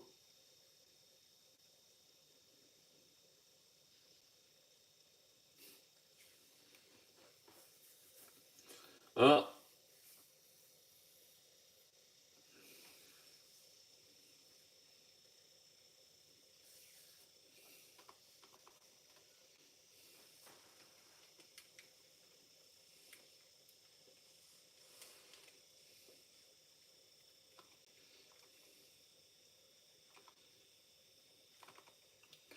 Yep. Having to now tear apart that whole meeting room from the prequels to try to take down Yoda. And Yoda able to dodge him.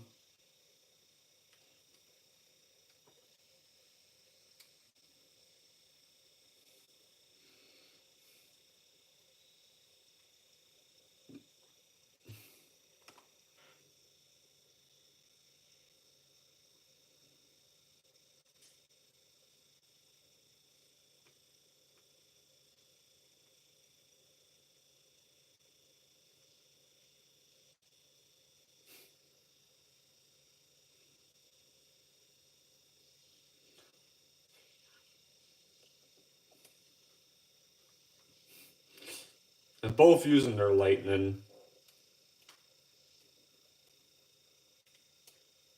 And it's not working for either of them. Or this. Oh.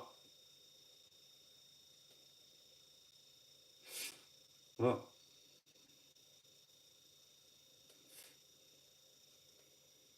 Yeah. Yoda can't hold on much longer.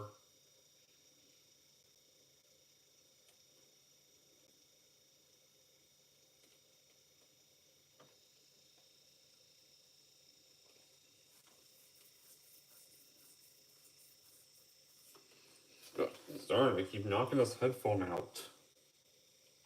Thankfully, no dialogue happened in one part I missed, but alright. Alright.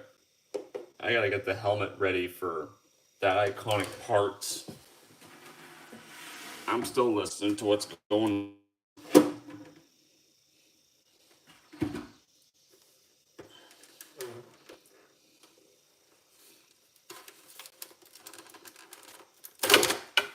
Oh, that was close. Alright.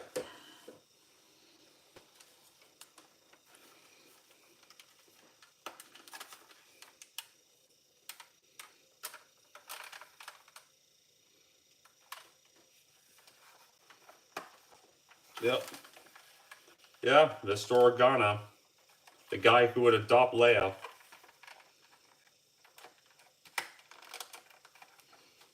And they're now the stormtroopers at this rate.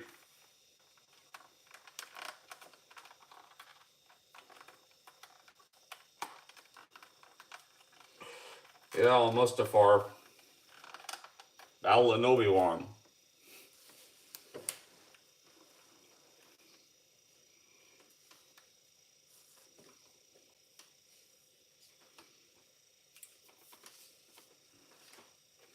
Gotta get this part ready.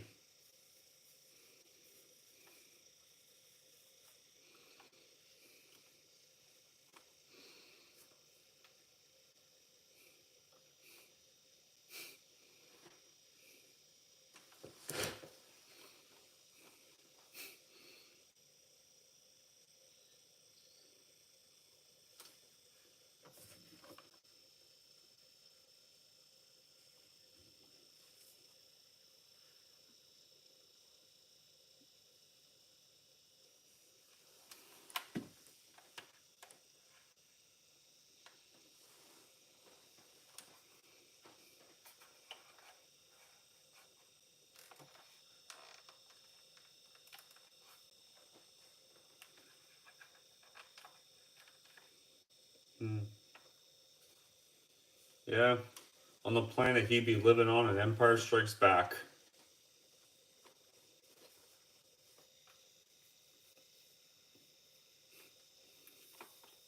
Like, I know, like, now, I know apparently the theater release had a scene of Yoda sadly arriving where he'd be seen in Empire Strikes Back, and for some weird reason, I think the DVD release cut it out, which I think was kind of stupid to do.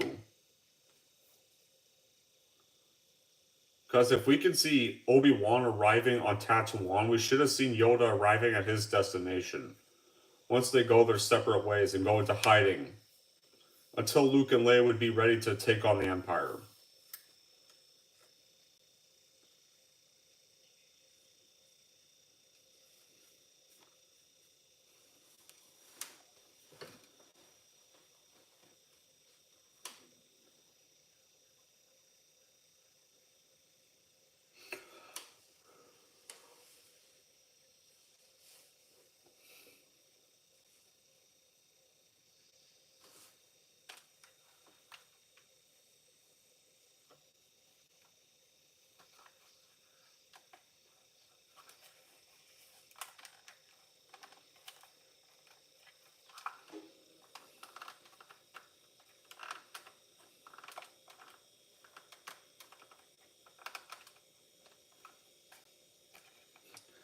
Failed you, Anakin. Failed you. Long to take over. And get Chancellor Palpatine is evil. From my point of view, the Jedi are evil. Then you are lost.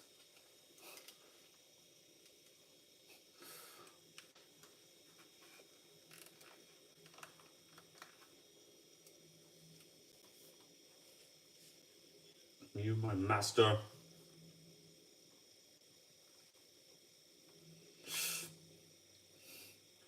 We're getting to the high ground part.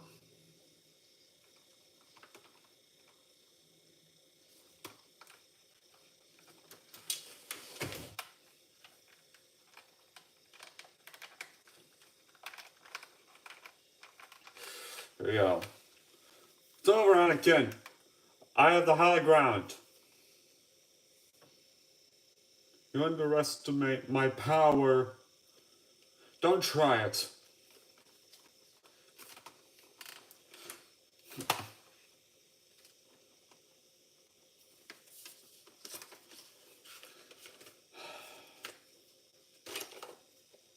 And another sad moment of the film.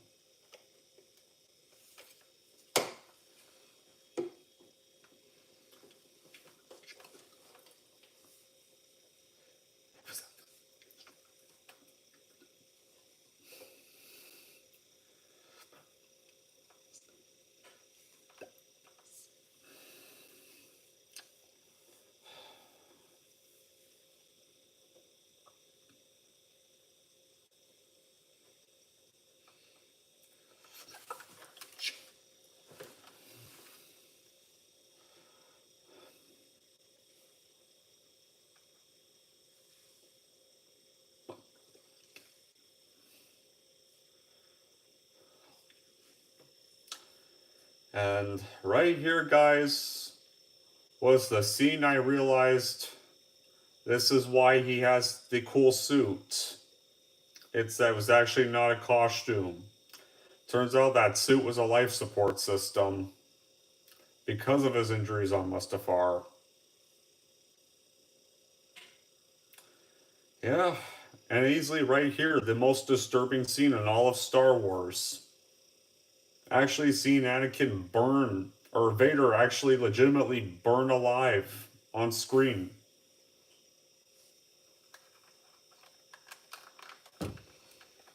Yeah, like...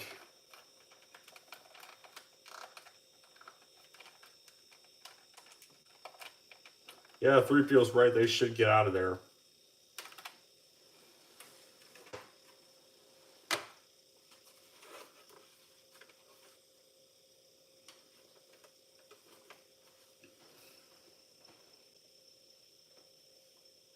No. But he doesn't want to tell her that.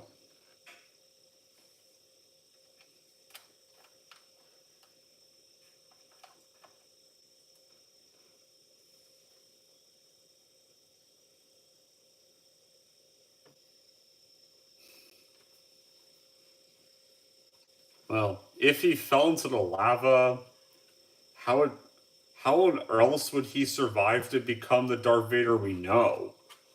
He'd probably already be long dead. It wouldn't make sense for him to fall into the lava.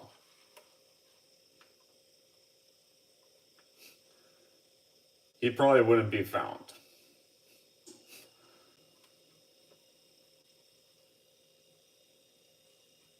Yeah, there's him just struggling to climb up. Now all zombified and burnt to a crisp.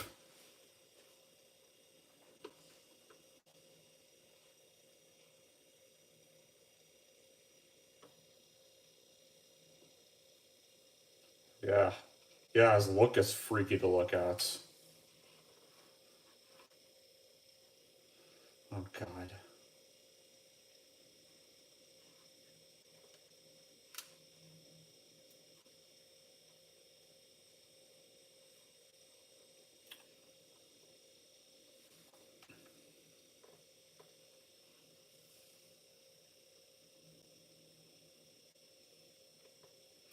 And the worst thing is, Palpatine made sure he was awake for the whole surgery and could feel everything.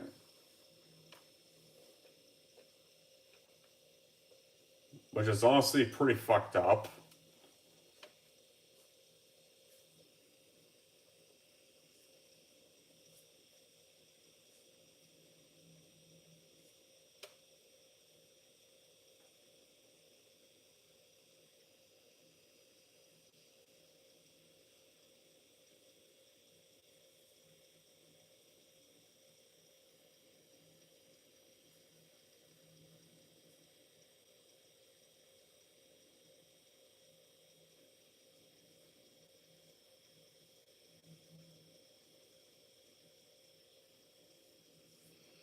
Yeah. Back at another surgery place. Time to prep for Anakin's painful surgery.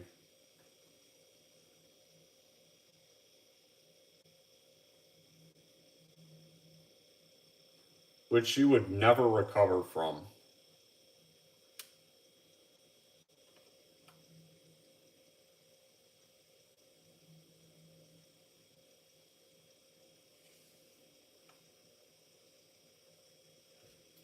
Dying of heartbreak.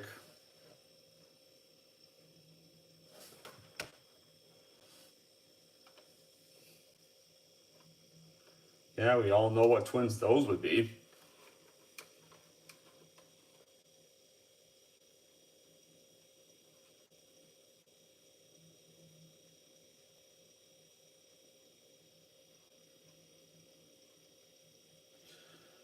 There's Anakin's charred corpse.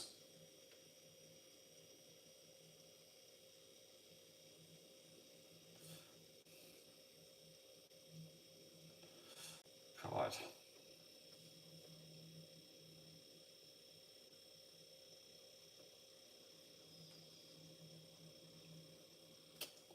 And Leia. And there's Leia. I mean, no, there's Luke. Sorry, guys, I mixed them up. Now here's Leia. No.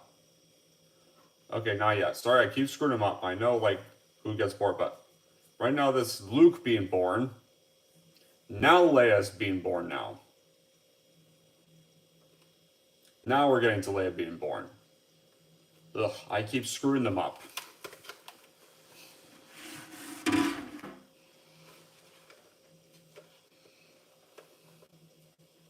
There's Leia. Here we go. Here comes that moment. Time to done this for y'all.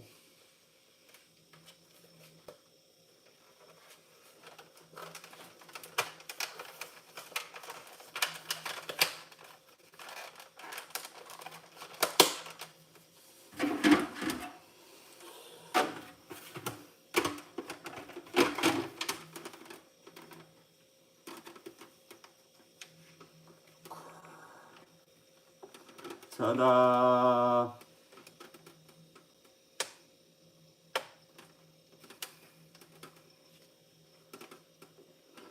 Yeah, and Padme's words were proved to be true. Return of the Jedi, there was still good in Anakin. And there she goes.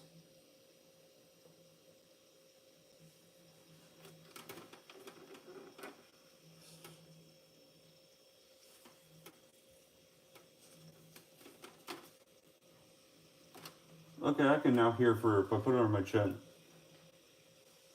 Here we go.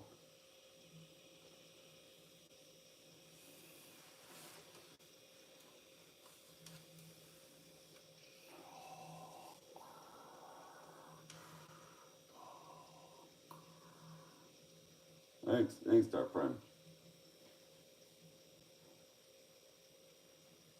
Yes, master. I love James Earl Jones' voice right there. He's Padme. Is she safe? Is she alright?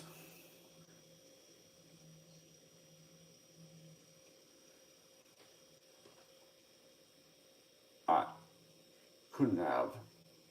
She was alive. I felt it.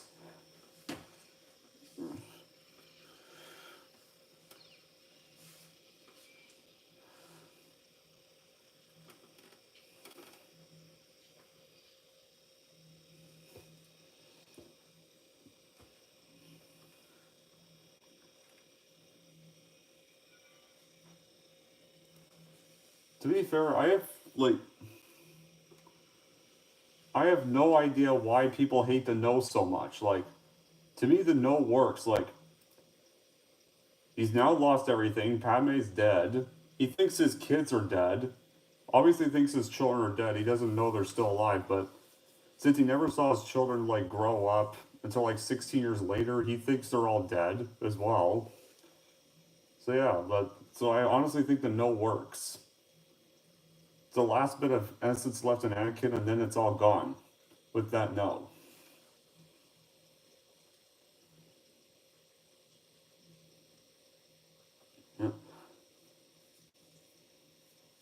Yep. Obi-Wan will take Luke to Tatooine to be living with Uncle Owen and Aunt Beru for 16 years, and he'd be secretly watching over him until the time was right for Luke to discover his Jedi self and past. And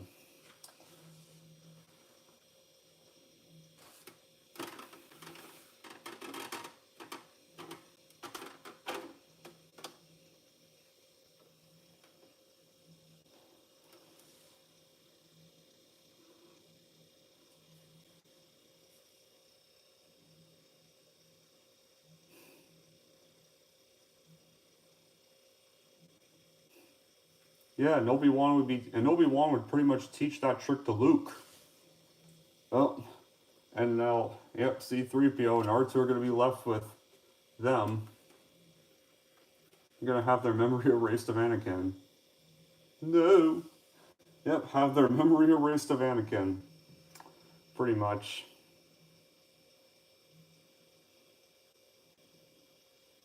And there's Padme's funeral.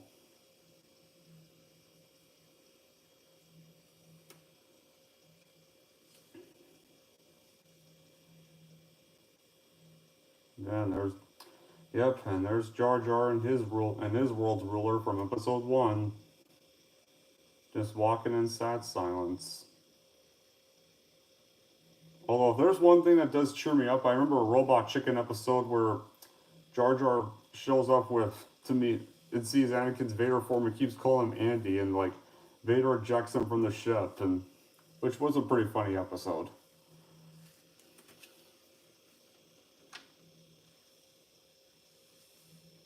And there they are, building the Death Star that would be seen in episode 4. And there's the whole Empire. Death Star is being built.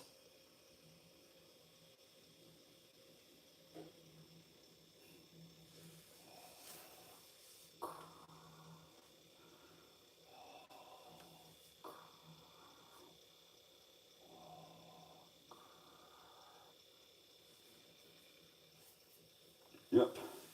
And now Organa takes baby Leia to raise her, and sadly, unfortunately, her adopted dad would get wiped out by that Death Star they're building. As we all know, in episode 4, Leia would have to watch them perish to the Death Star, which was very unfortunate. However, it was definitely nice to see him again in Rogue One. To see him reprise his role in Rogue One. Yeah, him come back for Rogue One.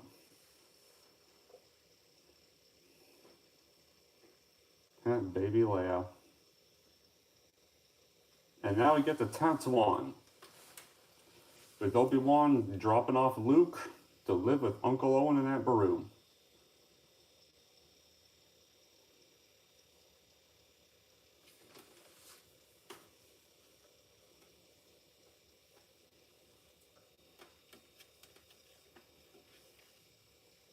Yep.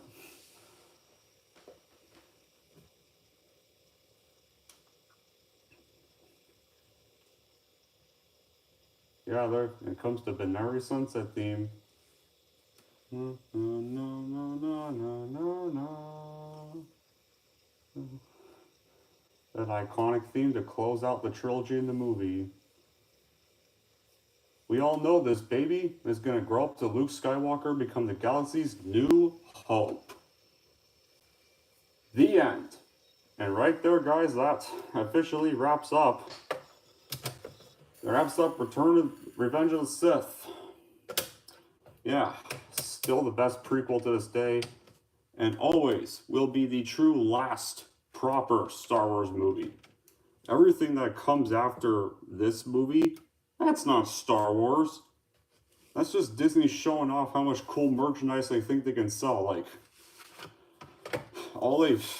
after this, like, because the fans were so toxic, Star Wars got sold to Disney. They fucked it over. Like, not just with a shitty trilogy. They tried to make a bunch of fanfic spin-offs. Like, they got lucky with Rogue One and The Mandalorian season 1 and 2 anyways. Season 3 bombed because they just had to go get involved with it. Like, every other spin-off they've done has sucked. Like, yeah, I didn't bother watching any of the other shows. Like, I heard Kenobi was not good. Apparently Hayden Christensen was wasted. I'm glad I lucked out on that. And, like, Solo I did not like. I have not rewatched it in a long ass time. Like, oh, and then, like, yeah, didn't bother with Book of Boba Fett. Like, and holy hell, like, at Disneyland, apparently they came up with a Star Wars hotel. That's, okay, I'm gonna take this off now. It's hard to talk with this thing. So I can finish my sentence. Okay, anyway. As I was saying, heck, like, Disneyland even, like, made a Star Wars hotel that was apparently so unaffordable, like, nobody visited it. Now, like, if there's some good things, like Star Wars Land may look cool, and at least he's still a meet and greet character at the park. At least you could still meet this guy at the park. But yeah, screw Disney for what they did. And screw the friend, the very so-called friend who backstabbed George Lucas, Crazy Kennedy. This whole trilogy perfectly completed the story. Revenge of the Sith, it completely sets up the original trilogy. Beautiful right there. No, no, no, no, no, no, no, no. Apparently Disney thought they could make more out of this, so they milked it to death. They decided to buy it, steal it from Lucas, fuck up his creation. And then you had the trash trilogy that completely shot on the whole point of the 6-chapter story arc. Ruined Anakin's redemption. Yay, hey, Palpatine, he died getting thrown into the Death Star. No, apparently he cloned himself and he's back in Rise of Skywalker and dies at the hands of a Mary Sue that nobody gives a fuck about. Oh hey, the original 3 characters, Han, Luke, and Leia, each movie in that trilogy, they all die. And they lose all their happy endings. Apparently Han went back to being a smuggler, and apparently now lost the Millennium Falcon, lost Leia, and just as him and Leia finally reconcile, he dies at his own son named Kylo Ren. Then, of course, hey, Luke Skywalker, one of the greatest characters of cinema, who we saw at the end of this movie, who would grow up to be this galaxy's new hope. Well, guess what? After that prophecy turned out to be true, Luke Skywalker then became a grumpy old fuck, went to an island, threw his father's lightsaber like it was a joke, literally said go away as his first fucking line, and then drinks alien titty milk, stays on a fucking island, tries to kill his own nephew. Then, of course, after seeing Yoda, does he go help them? No. He stays on the island and makes a ghost of himself and apparently still dies from that. For some weird-ass reason. Oh, yeah, even though Carrie Fisher died in real life, how they kill Leia Rise of Skywalker is also pathetic. It's like, yeah, like, she barely plays a role Rise, and then, like, when it's, like, done during a fight with Rey and Kylo, then she just straight up dies for some weird reason. For some unexplained reason, so it's not impactful. Yeah, like, hell, like, you guys want a proper sequel trilogy? Just go read, like, the Legacy books. It's a trilogy we should have had, or hell, like, even AJ Markle's videos would have made a better sequel trilogy. Right there. I remember, like, if I directed Disney's Star Wars series, all of that would have made a way better trilogy. Compared to how lazy Crazy Kennedy bought us. But yeah, but whatever. I mean, at least I have, like, the 6 movies. Yeah, like, the only ones I own are these 3, the OG 3, on a similar Blu-ray like this. They're in my, that set's in my room, though. Rogue One. Then The Mandalorian seasons 1 and 2 only. Only season 1 and 2. I refuse to watch season 3, and I never will watch season 3. And you know why. But yeah. So yeah, Revenge of the Sith still holds up well to this day. And this was a fun live stream, and I gotta end this now. Because I gotta clean up my mess. And I gotta assemble this helmet back together, gotta put it back on my shelf, gotta get this portable all charged.